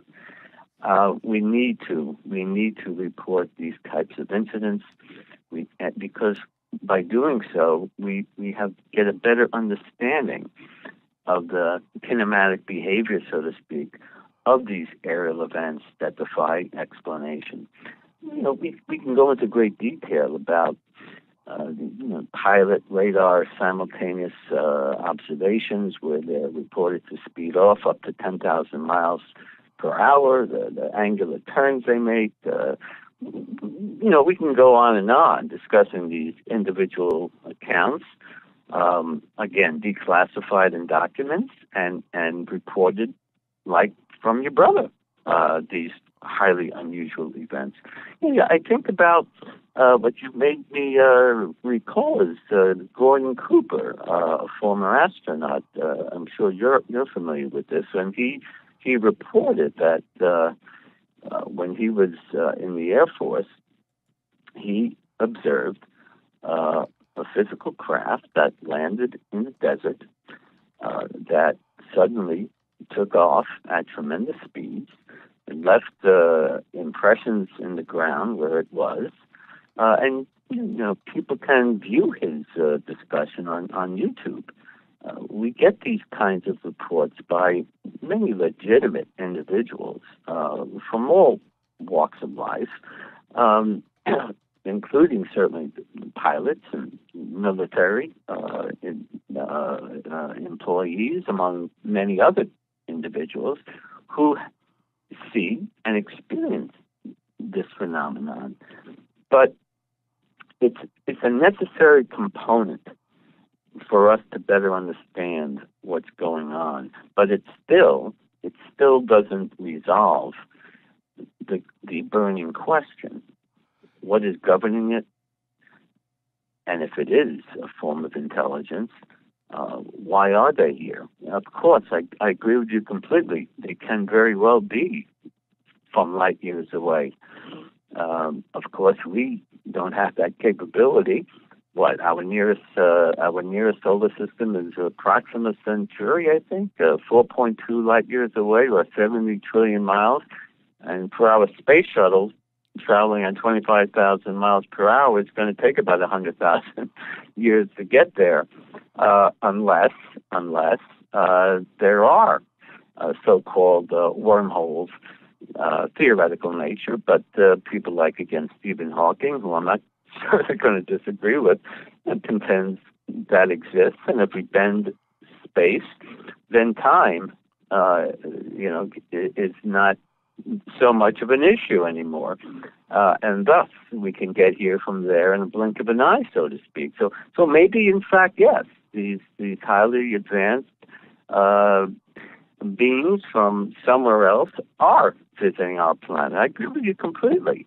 That's a distinct possibility. Now, are we wasting time with SETI? No, but maybe they're coming here. So why spend millions and millions of dollars, looking there? I don't know if we're going to have that wow signal that some contend did occur from, back in the 60s, I think, at Ohio State University, my alma mater. If I may add, they won the national title this year. But that aside, certainly that is one theory, the extraterrestrial hypothesis, of course. But a lot of scientists now, and ufologists, many of whom are scientists, certainly, are beginning to think that the extra-dimensional hypothesis might be more plausible, especially when we begin to look at the field of quantum physics, which is certainly a very abstract field, and it's a branch of physics that deals with physical phenomena at microscopic levels. And there are many controversies associated with this. But if I may talk very briefly about this, because according to quantum physics, a particle is in a constant state of flux where it can be determined to be anywhere or in many places at the same time. And if these UFOs are using some form of quantum mechanics to bend space and time and our conscious reality, then it might explain how the same UFO may appear as two separate objects at the same time. And this is often the case. So if real physical objects can, I guess, enter and leave our reality and appear different to different people, which it often does, then it would indicate that our reality is not as real as we perceive it to be. And this relates to the Rendlesham Forest UFO encounter because the UFO encountered by the two military personnel at the same time appeared completely different to, I think his name was Peniston and Burroughs. Peniston saw and touched a solid triangular craft, and he saw symbols on it, and he even received through telepathic communication a binary code of zeros and ones that many people now are trying to decipher. And he wrote that down after that experience. But the point is, Burroughs didn't see a solid triangular craft. He saw a glowing orb of energy. The point is, it goes back to quantum physics. This is a phenomenon that's known as the observer effect, meaning that atomic particles only take a fixed position once a conscious being looks at them. So the point is, when two people are looking at a UFO but see two different things, that starts to enter into this theoretical realm of quantum physics, and its effect on our consciousness and our perception of reality. Again, it's highly theoretical. It remains to be proven. But again, a lot of ufologists are moving away from the extraterrestrial hypothesis to the extra-dimensional hypothesis. They may be wrong in doing so, but you can't ignore the possibility that this phenomena may be part of this theoretical notion that many people like Hawking and Green, among many others, are continuing to promote, especially the multiverse hypothesis. And that, again, can discredit how they can get there to here in a blink of an eye.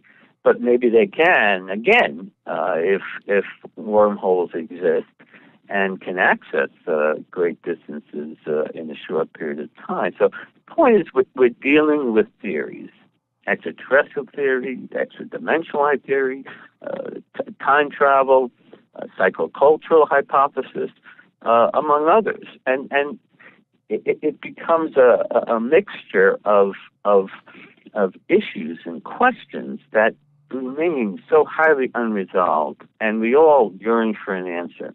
But you are so right. You are so right. It can certainly be from a civilization so far away, coming here to do what? Experiment by obtaining DNA from people who are being abducted, who claim, you know the story, and the listeners do as well.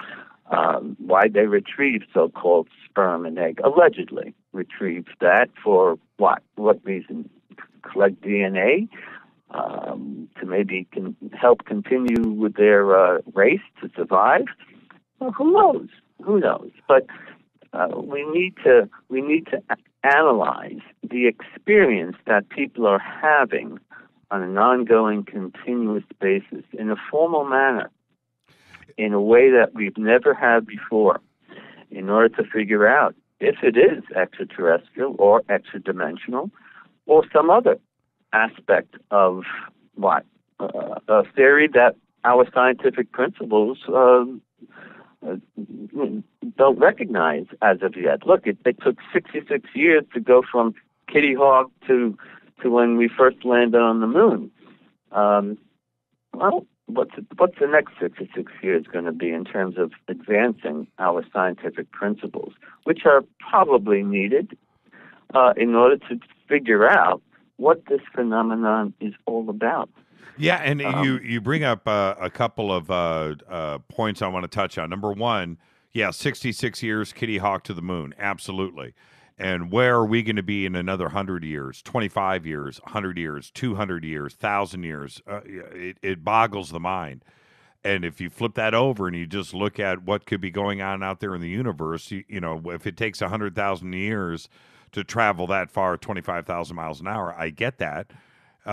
So let's subtract 100,000 years, add another, million years of evolution and whatever it takes for that species to get to where we are now. Think about what is coming at us from the other side. We have no idea. Interdimensional, wormhole, 5th dimension, 11th dimension, 12th dimension. We don't have any idea of the scope of intelligence that we could possibly be dealing with. Just like, when you're walking around the house and you see bugs, you see an ant on the sink, you don't turn around and try to teach that ant how to use a cell phone. You just don't do it. And it could be the same thing with a very advanced intelligence in us. They could be nothing more than curious about Earth and what's going on here. Like we're curious about animals and other species that live with us here on planet Earth. It could be the very same thing. Let me ask you this, Doctor. What do you think it would take to convince your intellectual colleagues about stepping out of the box and potentially damaging their reputations to investigate this seriously? Is it possible?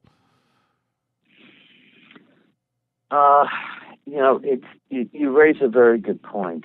And unfortunately, very unfortunately, there exists the perception by the general scientific as well as political communities that ufology and UFO researchers lack a strong scientific foundation, and which is why ufology, in a sense, has garnered a very apathetic attitude from the scientific community to conduct research. And at the same time, there's a reluctance from political leaders to advocate for funding to support UFO investigations. Although that has happened back in the 60s with Project Blue Book and the Condon Project, Grudge Sign, among others. And I don't.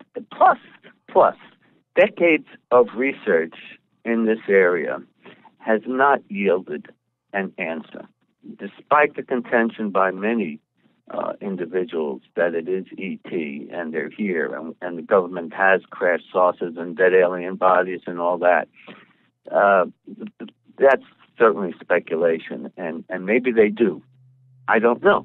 Maybe they don't. Who knows? Point is, the scientists, most scientists, are not going to engage in research simply because, not only for fear of ridicule from their colleagues, but because all these decades of research into this area have not given us an answer, as far as I'm concerned. So I think many of them do not want to waste their time and effort doing research in an area that likely will not yield any results for publication. And since my colleagues and scientists in universities and behavioral scientists, among others, at the university, at different universities, don't get involved in this type of research because they need to publish for tenure. And where do you see articles on ufology in leading scientific publications? You don't. We see it in Fate magazine. We see it on the web. We see it, from different societies that engage in UFO research. But most of that information is theoretical in nature and consists of photos and videos, and you don't know if they're hoaxes or what. But nevertheless, if anything, it's unfortunate, very unfortunate, that the general scientific community doesn't become more engaged because they need to be. Yeah, but they're turned off. Well, the title of your book says it all. The UFO phenomenon, should I believe? And the answer to that is, quite, firmly yes. For a lot of different reasons, but it's certainly the one question that is on civilization's mind going back for millennia. And when you look at the success of all of the television programming now and radio shows such as this, you have a ufology television show on cable right now as you and I are talking on this show. There's something on 24 hours a day. And the success of that programming says one thing: we are interested in that very question. And that's the point that the scientific community needs to address, and address it directly. We want to know. They would get funded for that research if they just stepped up and asked for it. Oh, I agree completely. It's a very wise point you're making. And there must be adequate resources to support research in this area to help attract qualified and interested scientists and non-scientists to become more engaged in this. And the Disclosure Project, if I may, initiated by, of course, Stephen Greer and excuse me, is that his name, Greer? I forget his first name, but Stephen Bassett. Yeah, Stephen Bassett, Stephen Greer, both Stevens. One's with a PH and one's with a V, but go figure. Oh, and I commend them for their initiative to bring this information about UFOs to members of the political community, and calling for the need for more investigations and to disclose more of what they think they know. But Stephen Greer will make statements that are curious, and he's firmly convinced that ET is here, and the government has some flying saucers and alien bodies and all this. I'm not sure if Stephen Bassett has the same opinion, but it's statements like that from many ufologists that like this that turn a lot of the scientific community off, because they make these conclusions, but on what basis? Where's the evidence? And I'm not saying these scientists are asking the right questions by disputing this, because by using or being trained to use the scientific method in order to solve theories and hypotheses can be biased, because you probably can't use the scientific method to formulate an answer to this phenomenon, because we probably, most likely, don't have the scientific principles to do so at the current time. But what does photos give us, or videos that we see all the time on TV and the internet provide for us? Well, it does certainly indicate that something is going on. Much of it is hoaxes, of course, but nevertheless, there is something happening here. You can't say it's all black box advanced military initiatives of some type, or manifestations of some type of secret budget project. But you get this type of information, or I should say conclusions, that simply turn off the scientific community, as well as the politicians as well. Now, let's see. Is there a conspiracy theory? Well, what does that mean? I addressed it in my book, and I guess we're talking about what? The government knows something that they're not sharing with the public, right? And there's a disinformation campaign that's going on. Well, sure. Well, there's been a disinformation campaign going on all the way back to the pharaohs in Egypt. I mean, governments have always lied to the masses. They've never told us the truth about anything. It doesn't matter if you're talking about Germany at any period, or the UK at any period, or the United States at any period. the truth never gets to the public about anything. So there's certainly for them to be withholding information right now on Ebola or 9/11 or ISIS or taxation or what's going on in Ferguson, Missouri, or UFOs.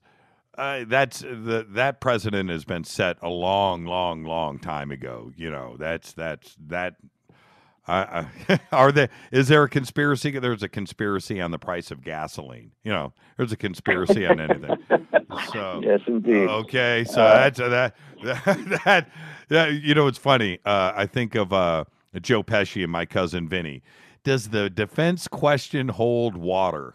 The answer is no. That's it. But you know what? We're at the top of the hour. This is Fade to Black. I'm your host, Jimmy Church. Tonight's Fader Night.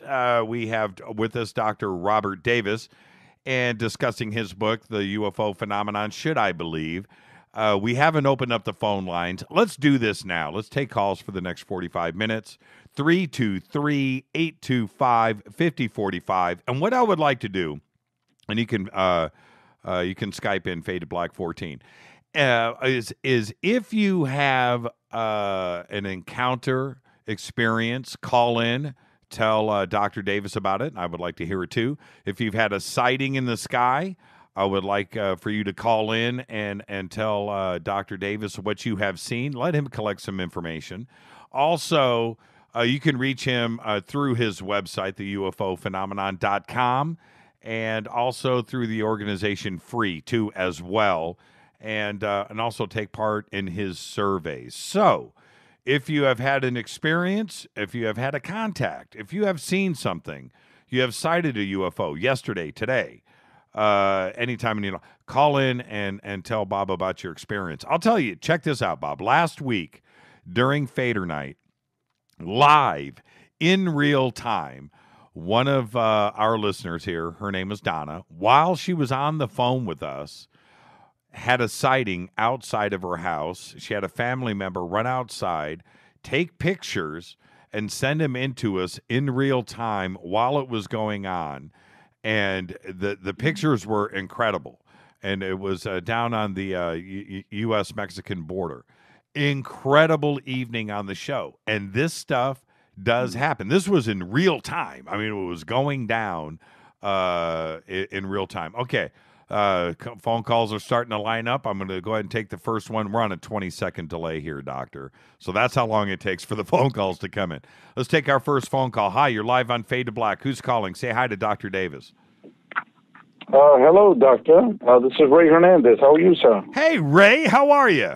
Great. How are you? Not too bad, sir. I'm trying to get the doctor moving in the direction that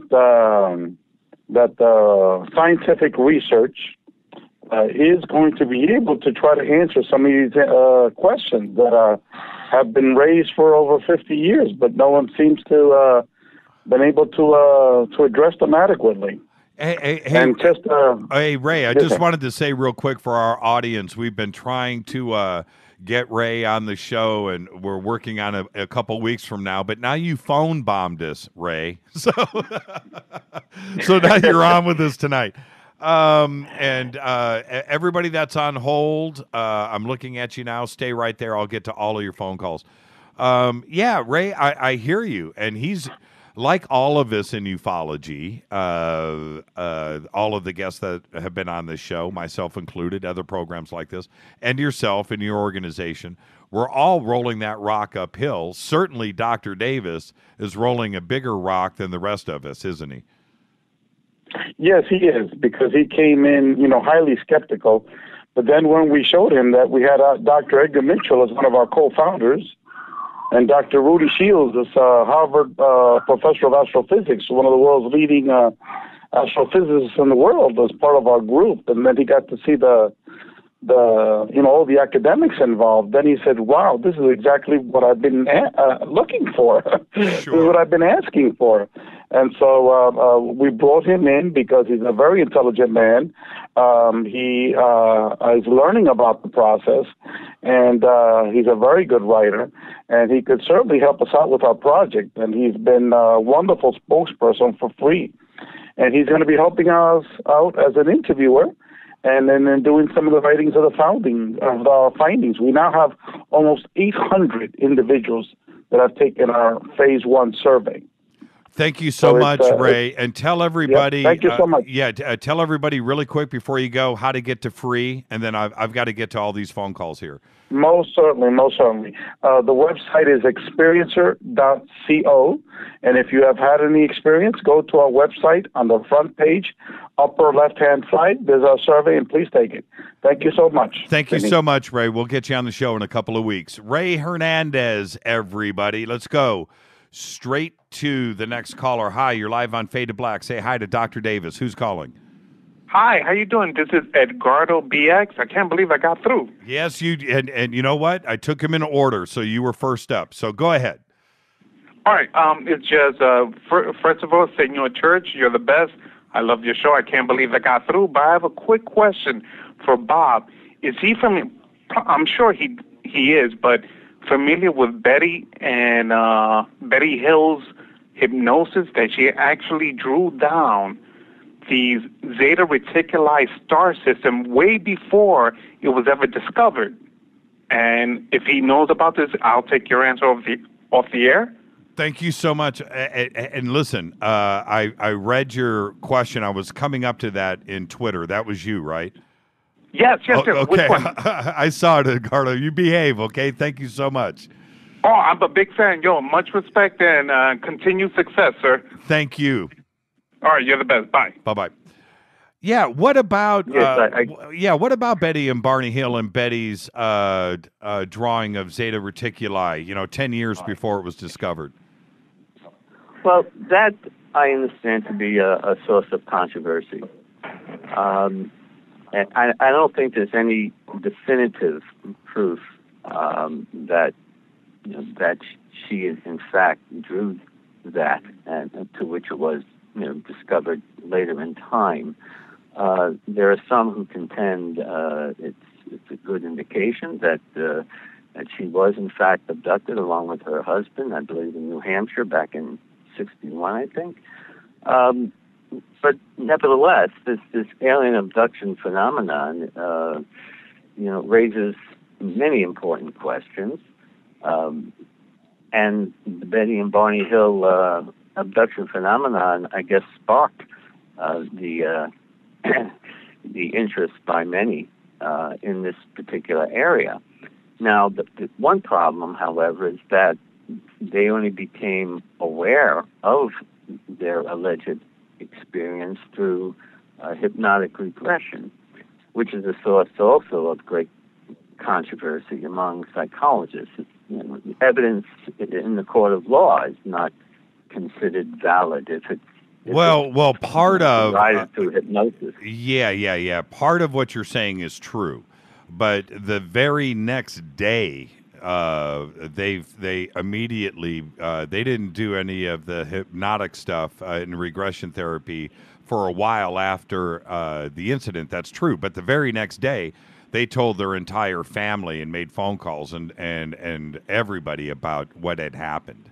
Now, as far as what happened on the craft, that came out in regression, and the drawing of Zeta Reticuli, yes, that came out during regression, but they reported the incident the very next day to their family members.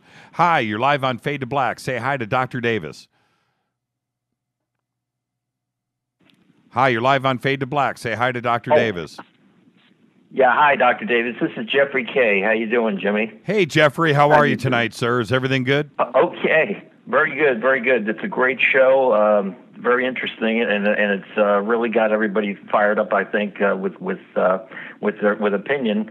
Had a question for the doctor about the Brookings Institute came out with that report years ago, which stated that disclosure would be devastating, basically, to humanity and to the economics. Do you think your colleagues, do scientists, do you think, or any political entities still feel that that's a valid argument for withholding disclosure?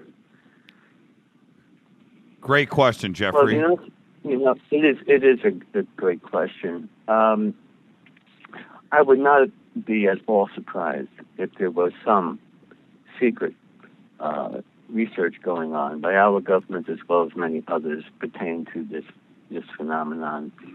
The problem is that what will the government have to gain, assuming they have clear evidence of non-human intelligence coming here?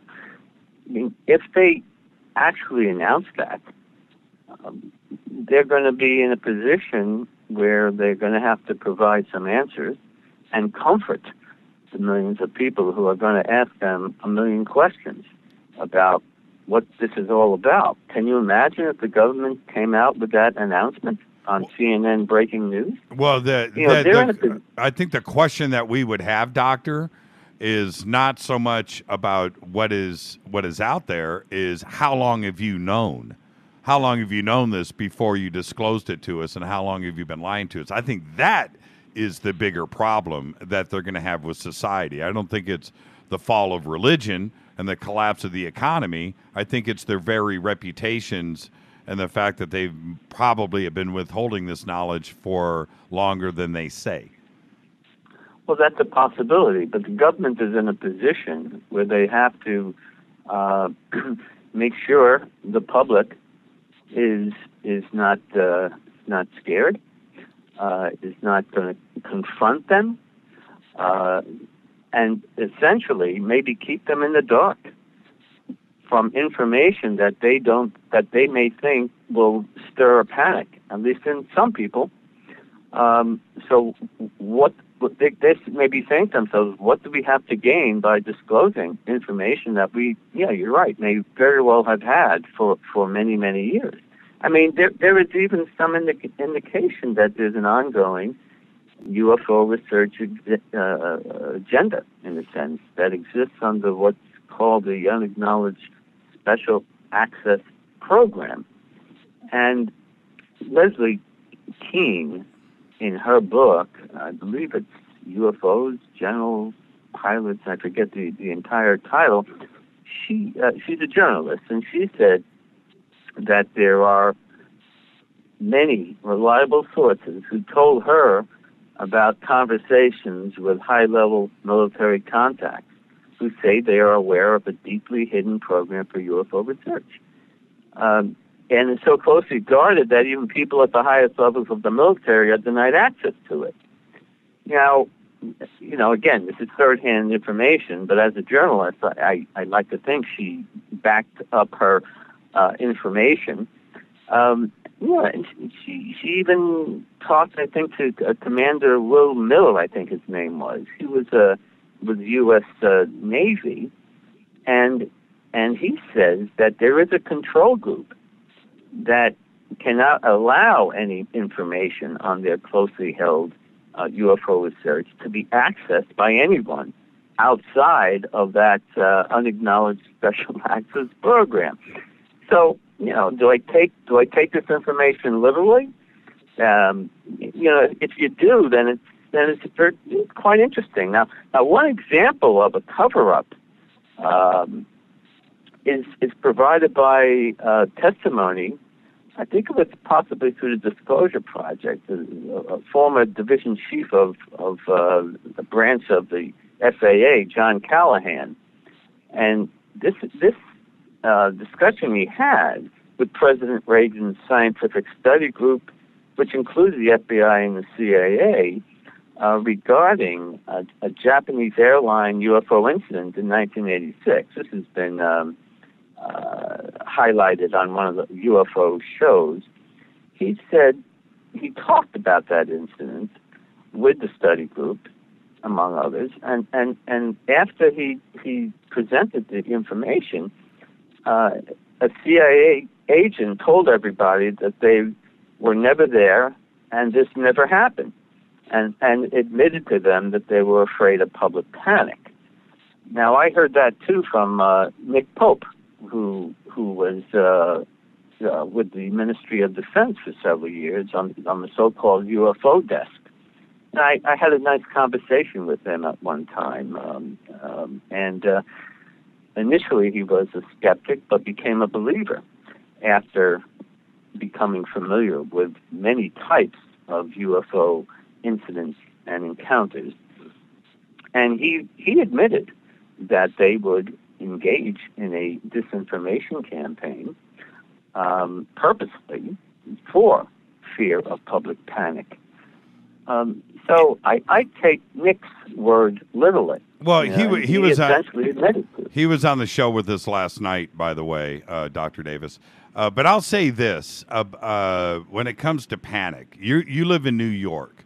If a UFO right now, some big craft came down and landed on the Long Island Expressway, I don't think there'd be panic. I think New Yorkers all would be calling the highway system there to get this ship off the freeway so they can get to work.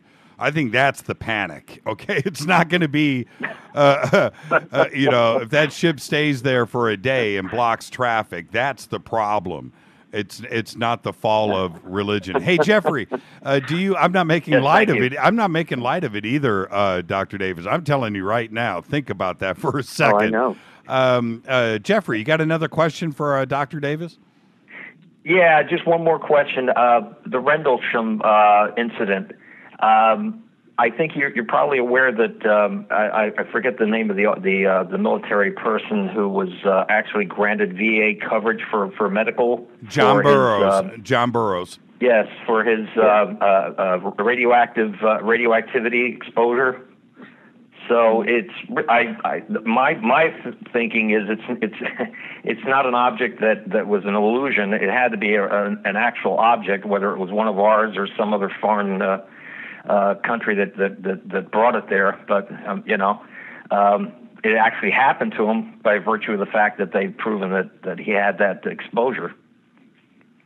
Thank you, Jeffrey. Just mention, that's a good point. This was in the media just yesterday? Oh, yeah, for the last week, yeah.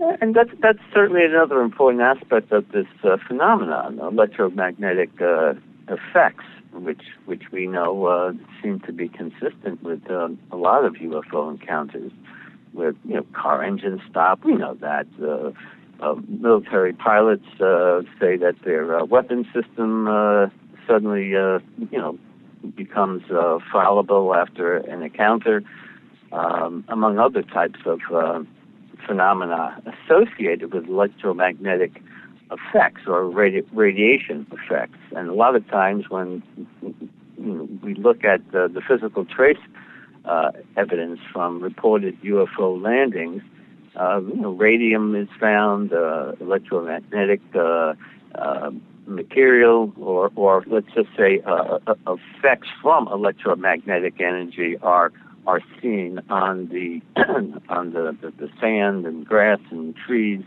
At least the changes in vegetation seem to be consistent with radioactivity and or electromagnetic interference. Now, what does that prove? I don't know. But a lot of people do report, for instance, missing time when they have encounters. Could electromagnetic energy cause certain types of hallucinations, as reported by missing time or other types of high strangeness incidents, which occur? Look at the Skinwalker Ranch, for one, or the UFO Ranch, or a lot of people who are abducted have reports of so-called high strangeness. Now, your skeptics will say, well, electromagnetic effects from atmospheric phenomena may be causing some type of hallucinatory experience that manifests itself in seeing alien beings or having missing time or reporting other types of high strangeness. Seeing Bigfoot, demons, whatever. You get the whole gamut of paranormal phenomena associated with UFOs. The question is what's going on. I'm not ascribing high strangeness to electromagnetic effects, not at all. But again, some people contend that that's what we're dealing with. Now, hey Jeffrey, thanks for the call, brother. Yes. Thank you. I just want to thank the doctor, and I hope the next time he's on the show, he'll come on saying that he has irrefutable evidence that they do exist. That's the goal. Thank you so much, Jeffrey. Have a good evening. You Bye-bye. too. Hi, you're live on Fade to Black. Who's calling? Say hi to Dr. Davis. Hey, Dr. Davis. How are you? How do you do, sir? I'm good. My name is Jonathan. And hi, Jimmy. How are you tonight? It's good to talk to you, Jonathan. What have you got for the good doctor?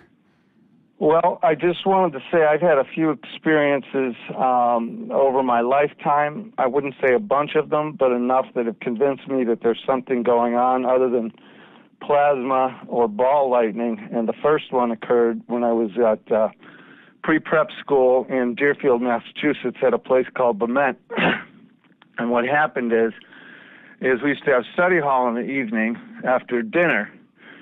And this was a boarding school, and me and a friend of mine were walking back to the dormitory.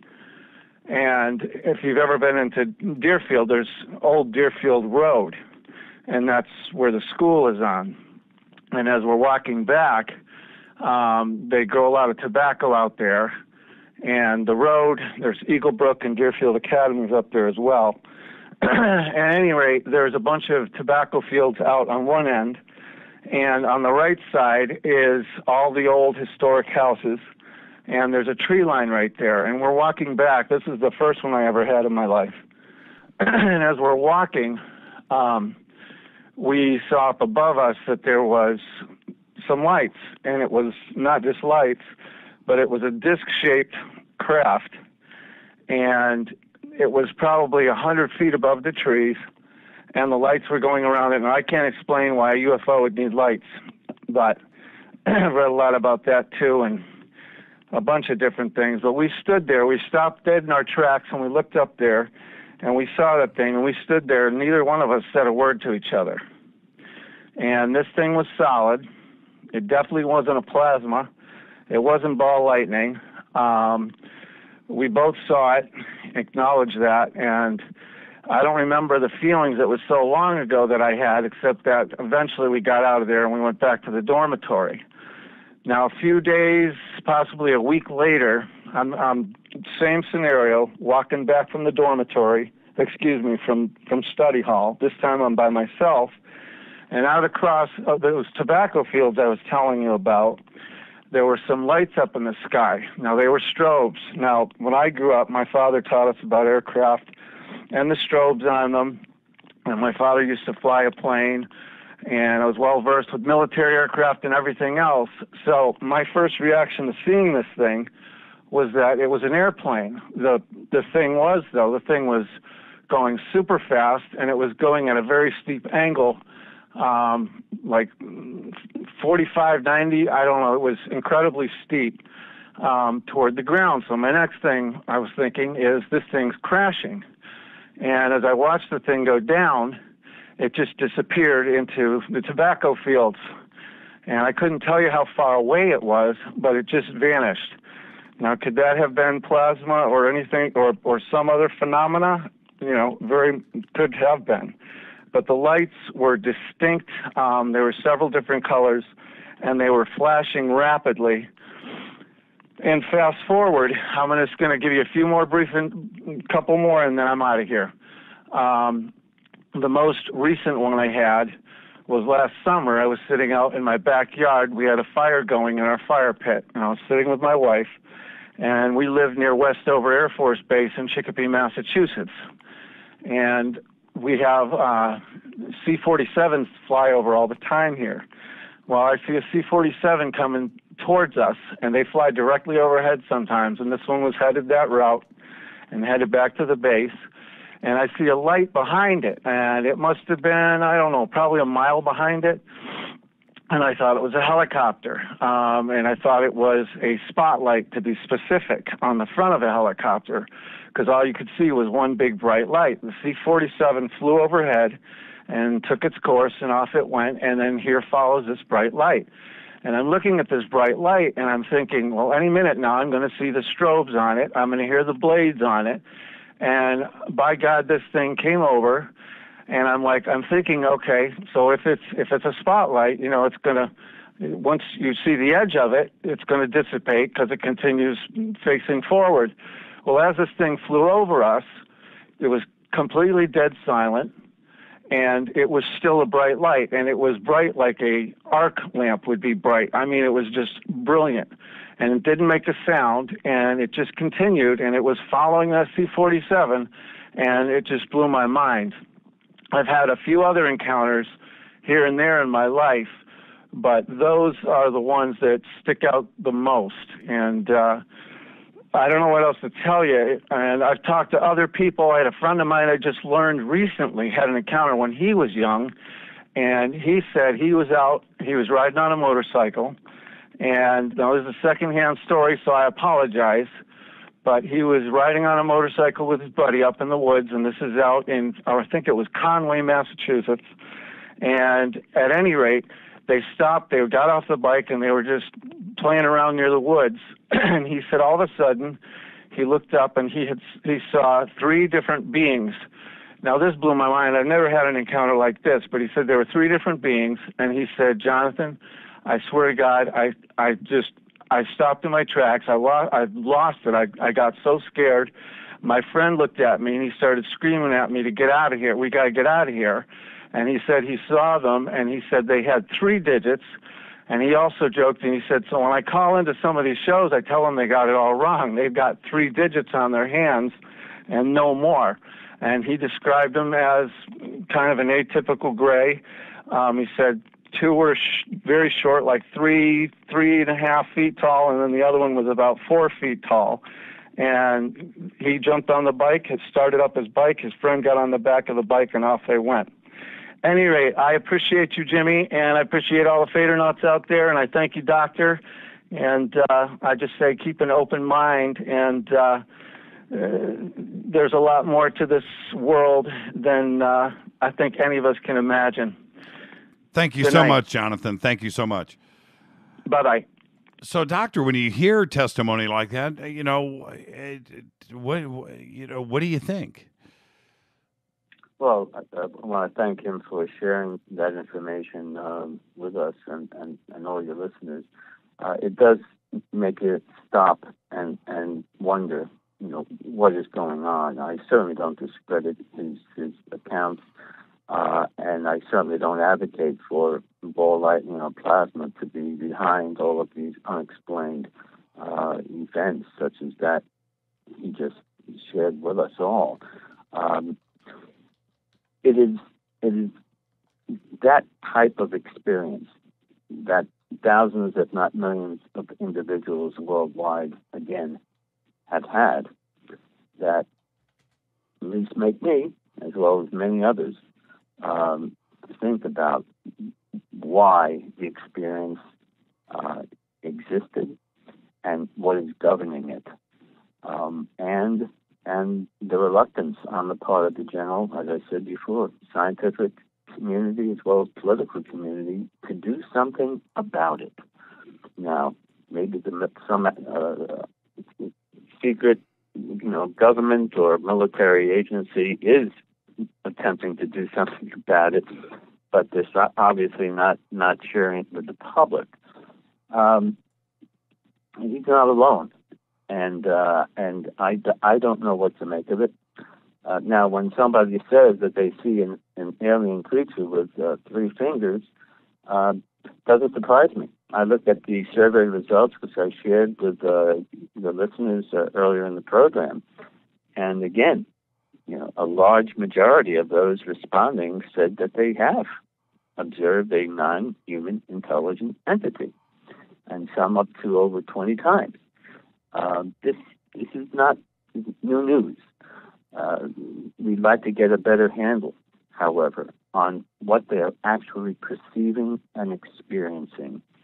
And until we better define the nature of their experience and the similarity of experiences among those who claim to have these types of contacts. We're going to be continuing to debate again and wasting time by analyzing whether or not, again, a saucer crashed in Roswell, New Mexico. I'm getting tired of that. And it's stories like we just heard. Yes. Yeah. But it's stories like we just heard. And again, I appreciate him sharing that information with us. He's not alone. And some people feel that they are, and that's unfortunate.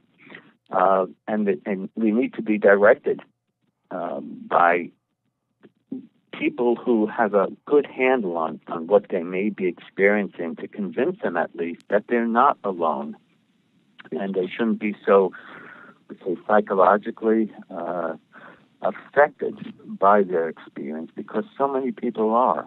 Well, I'm afraid to share it with others. Exactly. I don't know. If I ever saw Bigfoot, I think I would be a changed man. Hi, you're live on Fade to Black. You're live on Fade to Black. Who's calling? Say hi to Dr. Davis. Hi, Dr. Davis. It's Mark from Gilbert. Oh, hey, Mark. How are you tonight, sir? Pretty good. Pretty good. I wanted to tell Dr. Davis about my little UFO encounter, and I also had a question for him. Sure. Go ahead. Okay, I'll tell you about my close encounter, if you will. Excuse me. It was about 2:00 in the morning, and I was I don't remember I think it's Highway 50 across Nevada, and in my rear view mirror, my sighting was very similar to yours, Jimmy. It was a ball of light. It wasn't incredibly bright to look at, and it came up the highway behind the car, passed right over the top of the car, and straight down the highway.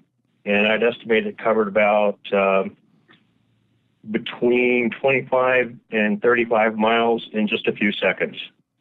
The whole sighting lasted about 7 seconds or so. But it was about 150 to 200 feet overhead. The sphere was roughly 50 to 75 feet in diameter. Right. And it glowed soft white light, but it wasn't blaring. It had clear definition, but I couldn't make anything mechanical out on it. It didn't have a tail, no burning tail or anything like that, and it was completely silent. And I've had some military experience with things moving through the air at extreme high speeds, and just without the engine noise, it can be deafening at that altitude right over your head. Sure. And this made no sound. It was completely silent. That's that is very similar to my sighting too, as well. Again, Dr. Davis, have you heard about anything quite like this? A perfect sphere, soft light, no tail, 75 feet across, and just darting across the sky at low altitude, which basically was a sighting similar to mine. That's another thing. How do we explain that away as a scientist as being something from here on Earth when you know what an airplane looks like? You know what I mean? Oh, I can't agree more. But if you look at the databases from NICAP or I forget, National UFO Reporting Center, Peter Davenport's yep. Organization, the collective evidence is striking because they come in all shapes and sizes, from diamonds to spheres to round ball. You name a shape, and that's and a UFO is described as that. Of course, without sound, they rarely emit a sound. That's a fairly normal characteristic of the so-called physical craft. And I'm not talking about plasma. This is something that's highly unusual. It's impossible to know exactly what that is. I don't dismiss it certainly as a possible example of non-human intelligence. I have no clue. But that alone doesn't give me the undeniable confirmation that I want. Sure. I think it's, but we need that kind of feedback. But until we get that firm smoking gun, which many consider, again, I hate to keep bringing it up, Roswell as a smoking gun, I can't be 100% convinced of what is going on. I don't know what's going on. I just know it's an extraordinary mystery of our time, and I don't know why more people are not more interested in it. I find most people don't give a darn because it doesn't affect their lives personally. They're more concerned about 9 to 5 things, and thus ignore it or consider ufology something for the New Ages. Did I say that right? New Age. Yeah. It's a hoaxes, or what I mean. Confirmation bias or confabulation, whatever you want to call it. But when somebody says to me, I don't agree with you that you saw a UFO and it was manifested in a very unusual shape and it flew off at 5,000 miles per hour and made an angular turn. I don't know why people don't get stirred up by that, but most people I don't think care about it. Because it happens every single day now. It seems like. Hey, without question. Yeah. Hey, Mark, you said you had a question for the doctor. I sure do, sir. Thank you. My question, I wanted to flip the book back a few pages on your interview and or your conversation, and we were talking about just for simplicity's sake, beings from another dimension. Just the term "another dimension." Since if I'm wrong about this, I want to be corrected because it just kind of quirks me. Is it more accurate to say that a being could be from another universe as opposed to a dimension? Seeing how I perceive a dimension as a degree of freedom as opposed to something you live in. That's a great question. Thank you for that, Mark. In other words, we live in 3 dimensions. Wouldn't it stand to reason that somebody else would be from a separate set of dimensions, another universe, as opposed to a dimension? Thank you, Mark. Thank you. Do you mean by a different universe, meaning light years away? Well, I guess because I asked the same question actually when we were at that point in our conversation that, Mark, I wanted clarification too, which is if we are talking about a multiverse and we're talking about another dimension and something steps out of that dimension and into our own dimension, then by very definition, isn't that E.T.? Oh, without question, that may in fact be the case, and that's why we need more quantum physicists studying this phenomenon. But again, it's highly theoretical, and it's only a theory. What criteria should we use to try to define it, to test or propose at first hypotheses that can potentially be tested? Problem is, our scientific principles regarding the multiverse is highly theoretical. We can't prove it. But the point is, if you listen to Stephen Hawking and other people, that these other dimensions and realities do exist simultaneously with ours, and that there possibly could be other beings in these other worlds, so to speak, then yes, maybe they do have access to ours. You can't dismiss that possibility. So how do we get around it when our scientific principles are so theoretical in nature? But that's the enigma. That's the dilemma that we have. We may be experiencing something that may be from another dimension or universe. But what criteria do we use to figure it out? And we don't have that. We don't even have a firm theory or hypothesis about this phenomenon that can be tested.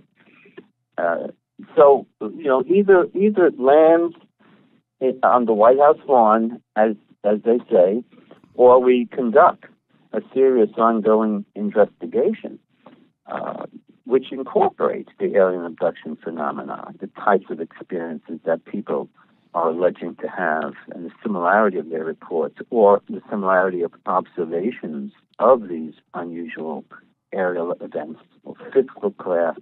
People do report that they touch these things, and they feel heat, it's smooth, there's no seams, there's light. We all know the details. Sure, of the physical nature of the craft. The question is, how do we prove what it is? Right. And let me propose something to you. I would love for your opinion on this. You're driving down the road. It's at night. It's 9 o'clock at night. You're driving down a road. You're all by yourself. You're alone in your car. You see somebody standing in the middle of the road. You pull up. Your headlights are on. You get out of your car. You look, and it's a little 3-foot gray alien that you've heard described 1,000 times, 1,000 books, 1,000 movies. It's a little silver spacesuit action, maybe a laser pistol in his hand.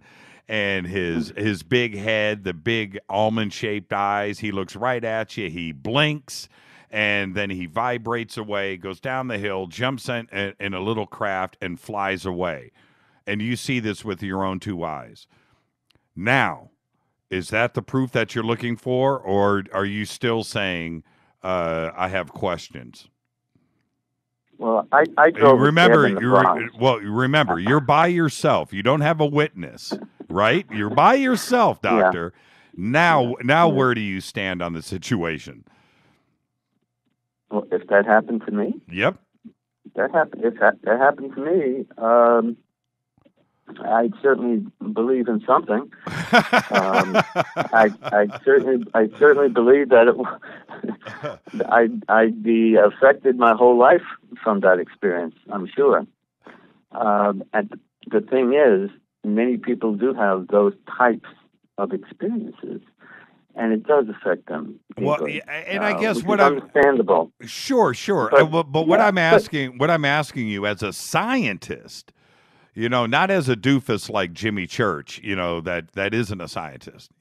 You're a scientist, and now you have actually seen something like this happen. And let's hypothesize here. Hypothetically speaking, this actually happened, factually actually happened, and you're by yourself. Now you got to get in the car and drive down the road and think about this. And so that's the question. Now, what is your opinion? Well, as I said, I used to drive a cab in the Bronx, so it wouldn't mean anything to me. That's supposed to be a dry sense of humor. Good very, answer. Very dry. The point good is, answer, yes, though. Good answer. I certainly would be. I certainly would come to the conclusion that it's not earthly in origin, without question.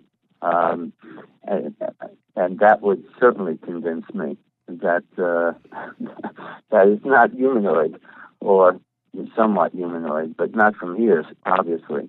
I would have little doubt, if any, that what I saw is from somewhere. And I don't know where, and I don't know why it's there, but it's unexplainable. It would certainly motivate me to write another book, I guess. Certainly. But this happens. This happens. Maybe not exactly as you depict, but it happens in many various ways. And we need to, as I keep saying, we need to look at this anecdotal evidence, and that's the problem. The scientific community only sees basically anecdotal evidence, and they want something that's tangible, that they can put into the laboratory, that they can analyze, and have independent researchers come up with the same conclusion, that it is extraterrestrial in nature. Sure. Or origin. Sure. Hi, you're live on Fade. And because they can't, yeah. Oh, I just brought in another phone call. Hi, you're live on Fade to Black. Who's calling? Say hi to Dr. Davis. Hi, Dr. Davis. It's Stephanie. Hi, Jimmy. Hey, Stephanie. How are you? I'm good. How are you? I'm doing good. Say hi to Dr. Davis. Hi, Dr. Davis. How do you do? Stephanie, don't be I have a nervous. question. Calm down. Take a deep breath. It's okay. Okay. What's your question for Dr. Davis? I'd like to know what he knows about implants. Oh, wow. We didn't go there tonight. Yeah, great question. Okay, well, that's a pretty broad stroke of the pen, Stephanie. So narrow it down just a little bit. Well, if he needs, real evidence, wouldn't that be a good thing to start looking for? That's another good point. Thank you, Stephanie. You just freaked out all of Twitter. You know that, Stephanie, don't you? Yeah. Okay. Thank you for the call, I'm a little Stephanie. freaked out, too. Yeah, you just calm down. You want to stay with us, or you want to take his answer off the air? Yeah. I'll stay on. Okay, she's going to stay on. Dr. Davis, what about implants? Isn't that evidence enough? Well, you're not talking about the hip or knee implants, are we? Okay, now. It brings it to mind, it's getting late for our people in the Eastern time zone here, so I'm getting a little punchy. As you can that's tell. okay. Obviously, it brings it to mind Dr. Rear, does it not? Mm-hmm. Who obviously did a lot of research into this area and actually tried to surgically remove implants, at least, what people contended were something foreign in their body. And I recall, and maybe you've heard this too, I can't recall where I read it or obtained this information, but in trying to remove an implant, he said it actually moved away from his scalpel as if it reacted in a manner that was unpredictable. I don't know how factual that is, but I do recall reading that with a quote from him. Right. This may even have been on a documentary on TV. In fact, the more I think about it. Now, some people who are abducted claim to have implants put into their sinus cavities, which seems to be a common report. And if that is the case, the question obviously is, what's the purpose? So I don't know.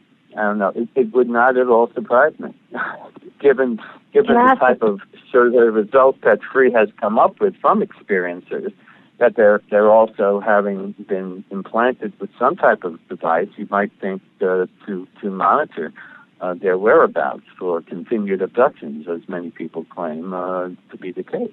I don't know. Sure. Stephanie, you said you had another question? What do you do if you think you might have one? Do you think you do? I didn't say that. Okay. Well, I'd try to get an X-ray for one thing. Just to see if there is something there, and if so, is it foreign, and if it's affecting you adversely, certainly you'd want opinions from the medical community.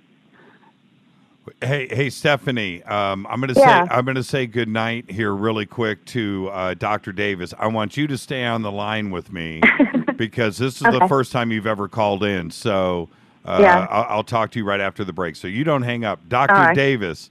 Thanks, Dr. Davis. Yeah, thank you, Dr. Davis. His website is the UFOphenomenon.com. You can contact Dr. Davis straight through his website. I do want to say this, Dr. Davis. Thank you for staying on for an extra 15 minutes with us tonight.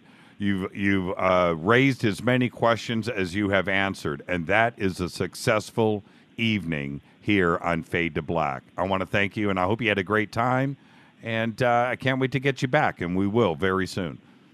Well, thank you for doing such an excellent job and for promoting this great, interesting phenomenon. You do a wonderful service, and I'm a big fan.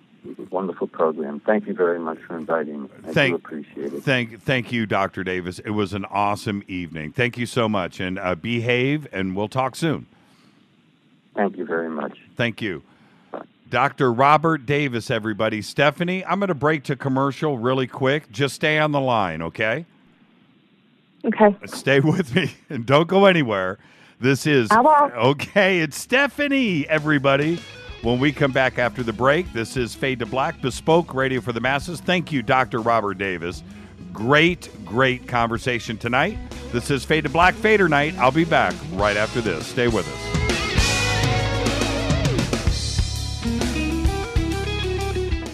Hi, everybody. This is Rob Halford, the Metal God on JimmyChurchRadio.com. What's up? My name's Brian Taylor, Ninja Badass Extraordinaire, and this is JimmyChurchRadio.com. JJCR in your face. JimmyChurchRadio.com.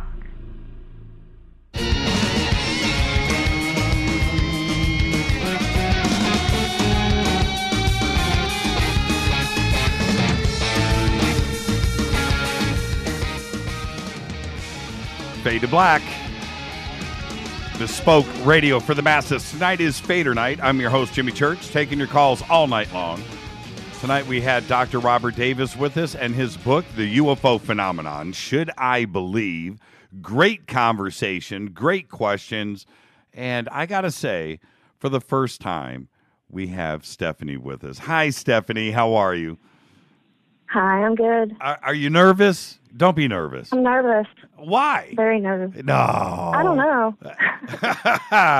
Stephanie, the Twitter princess in here. You know what's funny, Stephanie, and I'll say this to the audience that is listening right now. Well, everybody in the Twitter universe knows you, but for the new listeners tonight to the program and everything, they don't know the significance of this call. I am so happy to finally talk to you after I'm so happy to talk to you too. Yeah, well, you know, I feel like we've known each other forever. So there you go. I know. So that's beauty. Have you ever look who's calling in. Should I take this? It's Les. Yeah, it's Les. Should I bring Les in? All right. Of course. Les, you can't phone bomb Stephanie. That's not right. We finally have the Twitter princess on Fade to Black. Can you believe it? All right. So let's stay in the background. I have some questions for Stephanie real quick. Oh, no. Hey, no, Stephanie, I'll behave. Stephanie, have you ever had a sighting?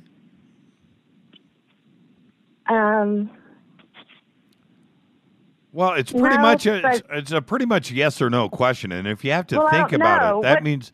Have I seen a ship? No, but I've seen a few little dudes. Explain that. Well, when I was 24, in the middle of the night, these little gray things showed up in my room and had some kind of metal instrument that I remember them having to my head. Okay. Are you there? Yeah, I'm listening. When you say metal instrument, was it? What was it? I mean, what are you trying to describe? What? Do you know what a caulking gun looks like? A caulking gun? Yes, I do. Yeah, it was kind of like that, except it had a long metal tube on the end. And what did they do? Like a needle, except it was bigger. Right. They shot me in the head with it. And now, were you asleep and you woke up, or were you already awake when this happened? What? No, they were.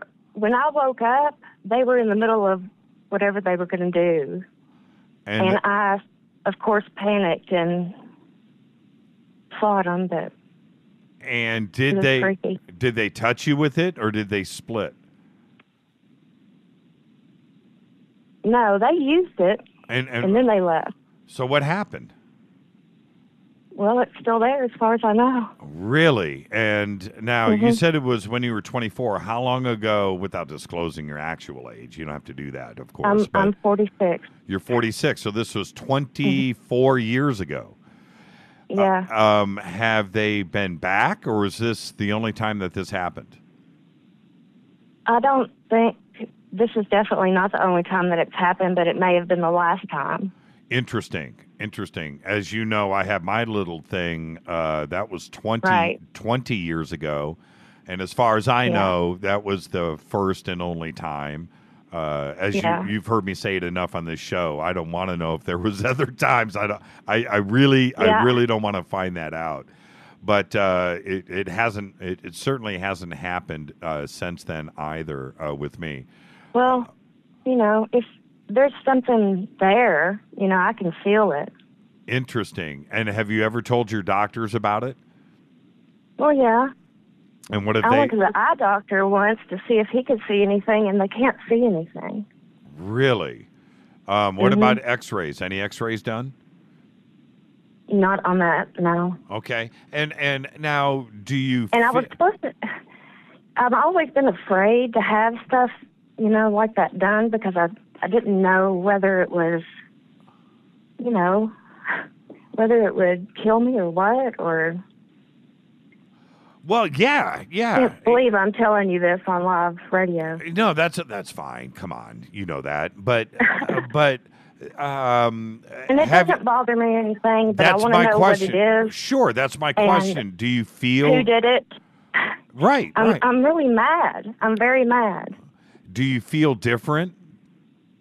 In other words, you have the day before and let's say the day after. Did anything change in your life, or was everything still the same? Well, I have like a constant ache right there behind my eye, and it's just never gone away.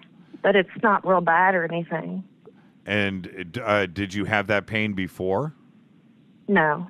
Interesting. And it doesn't affect your eyesight? Well, I have problems with my eyes. Can you predict lottery numbers? And what I mean by, and I don't mean, I'm not trying to make fun. I'm not trying to make fun. What I'm trying to say is, do you have anything? Do you communicate differently with people? Do you feel, do you see through? Is there any communication? I don't know. I'm kind of, like an artist hippie chick, so everything's trippy. Were you an artist hippie chick before the encounter? No. So you are different. Well, I was an artist, I was creative, but... But now you've let it all go. Now you're free. Well, maybe. Yeah. Wow, Stephanie, that's incredible. Now, a couple of other things. You don't even know how many times I've wanted to call and tell all. Well, now that you there's have other things, I should write it down. Hey, so Stephanie, really quick, I'm going to ask you the typical Jimmy Church questions. Okay? Yeah. Were they naked?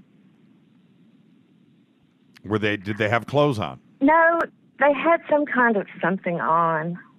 It looked like that gold stuff in the 70s. The gold lame like Elvis? Yeah, but it wasn't gold. It was, I don't know what color it was because it was dark. Right, but they had some type of metallic suit on. Yeah, because it glimmered or something in the bathroom light. And what did their faces look like? Do you remember any details? Were you able to take a good look, and can you describe to me what you saw?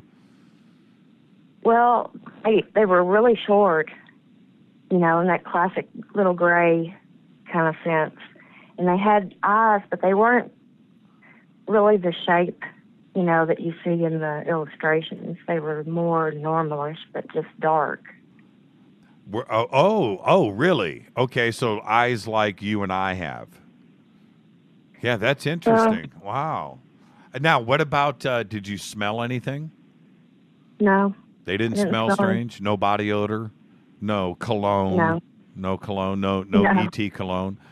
And what about communication? Did you talk to them in any way, telepathically, or did you speak to them? No. Nothing like that. They didn't say it's okay. They didn't tell you it's bad. I mean, I was scared, you know. They had me asleep, I guess, and I woke up out of it. Right. And so, of course, you know. You surprised them. I thought my kids, I surprised them. They didn't like it. Yeah. And then, so did they immediately just back off? No, they finished what they were doing and then left. And how did they leave? Do you remember? Did they walk? I don't remember. You don't remember? I don't remember anything after that. I don't remember anything after them poking me with that thing. Now, what happened when you woke up in the morning? Did you immediately remember it? Did you think it was a crazy dream, or you knew? Well, I knew, but I think I tried to convince myself, you know, it was just a vivid dream or something. How do you feel now today? You said you felt angry. If they came back, would you deal with it a little bit differently? Would you do some kung fu? You know what I mean? Would you be angry? No, and I'm not joking around here. I'm saying if you're angry. I don't know what I would do. They better not come up in here. That's what I'm talking about, Stephanie. Exactly. Yeah. Do you? I'm sure they know better by now. Right. If they wouldn't have surprised you last time, you know, you woke up and saw them there. If they hadn't have surprised you, do you think you would have maybe? You know, I meant to ask you this earlier. You didn't put up a fight because maybe. I mean, could you move? Could you physically move? No. I think that's what woke me up because I was all caught up. Well, what sparked the real memory? You're going to think I'm completely crazy. No, I don't. But when you told me your story about the sleep paralysis thing, right? That is what made this whole memory come back in full, and other stuff. And other. That was like when and other stuff, and that was when I first started listening. So, yeah, I've got some stories. I'm going to do this on Twitter right now. Should we go past 10 o'clock, everybody? I can roll credits right now. We have Stephanie on with us. Stephanie, look. I can call back. No. I want you to. No. We're in a moment. Stephanie, I'm shaking right now. Yeah, me too. Yeah, you're not the only one. Okay, well, Stephanie, so take a deep breath. When you say other stuff, without, we could do this for the next 2 hours, as you know. But when you say other stuff, what are you trying to refer to? What do you mean when you say other stuff? Well, I have maybe some, Freemasonry stuff in my family and military stuff in my family and just lots of weird stuff going on. And I can remember having a dream when I was little, and they were aliens that had me. And they threatened my little brother and told me that if I didn't let them do whatever, that they would just, they were going to do it to him or whatever. I don't know what I thought they were going to do. But he might. And then my brother doesn't remember anything like that. So I don't know whether that was real or not, But I think my family has been through, this stuff over the generations, and I'm just trying to put it all together. Who else have you talked to in your family? Have you talked to your parents? Nobody wants to talk to me about it. Really. Do they not want to talk to you about it because they are hiding something, or they just don't want to talk about it? Well, I don't know. The next day, or after the first incident in your bedroom, did you tell your family the next day? No. Did you tell anybody? I've never told anybody that. You never told anybody until this show? What? Yeah. And what about? And thank you for that, by the way. What about your brother when you talked to him about it? How long ago was that? And also, you said that he was your little brother, and this happened when you were young. So yeah, he was little. He was he was like 2 or 3 years old. And so I would have been 5 or 6. You would have been 5 or 6. So he probably doesn't remember anything, right? Probably not. And when was the last time you talked to him about this? Oh, we've never talked about it except, he thinks I'm crazy. Well, so you never specifically asked him about your memory? So I asked him. I remember asking him when I was little. Don't you remember this or this? And but then, they threatened to do stuff, or kill your family or whatever. You don't know what they're going to do to you. I mean, you're already terrified and you're only 5. Right. And they were talking to you, Stephanie, when you say they were threatening you. No, they don't talk. They didn't talk to me. So, how did the communication happen is, I guess, what I'm trying to ask. Well, I guess they just made me feel it somehow. Wow. And now, what about, was that the only experience between you being 5 or 6 and 24, or did anything happen during that period as well? Well, I have a lot of missed time, lots of missing memories from like when I was elementary school age. So I don't know what that's all about. Well, how do you know if it's missing time? I mean, what happened that you knew that you were missing time? Well, I mean, I don't remember it at all. I don't remember hardly anything about. I remember being in 1st grade, and then I remember being in like 6th grade. Oh, that's interesting. And yeah. But I have to go back and look at pictures, and sometimes I can remember stuff, but usually not. Interesting. Again. But I've had some traumatic stuff, so I don't know. I don't know really what to believe. Right. That's why I really want answers. Wow. Because I'm not the only one that's dealt with this. No, you're certainly not. And when I hear it's horrific. Yes, when I hear your story and your experience, and I've talked to other people about this too as well, and the best thing to do is to talk about it. Now, whether it's on the show or with a friend or something, you need to talk about it, and you need to recall and try to remember everything, and you got to talk about it, because if what you don't want to do is not get answers and be that cranky old lady, 70 years old. I should have found out. Yeah. You don't want to be that lady. So you need to resolve it now, and you need to figure it out. I agree. Yeah, absolutely. That's why I'm listening to Jimmy Church. Stephanie. Hey, listen, Stephanie, thank you for calling in tonight, and it takes a lot of courage. Thanks for talking to me. No, it takes a lot of guts. And that you are a member of the Fate or Not family. You have support coming from every direction, above, below, from the behind, left, right, in front. We're all here with you, Stephanie. Thank you so much. And I love you and all of them, and Rita and everybody. Just don't ever stop doing what you're doing. It's important. Yeah, and Stephanie, definitely shoot. I know you have you and Rita are in communication, but I'll put you in touch with a couple of people that and we'll just stop that right there. Just talk to Rita, and I'll put you in touch with the right people. Thank you so much, Stephanie. Yeah. Thanks. Bye. Bye-bye. Love you, sweetie. Wow, what? Stephanie, that was amazing. Thank you so much. Takes a lot of courage, doesn't it? Yeah, it does. Takes Stop a lot. the world. I want to get off, man. Yeah, you ain't lying. How you doing tonight, Les?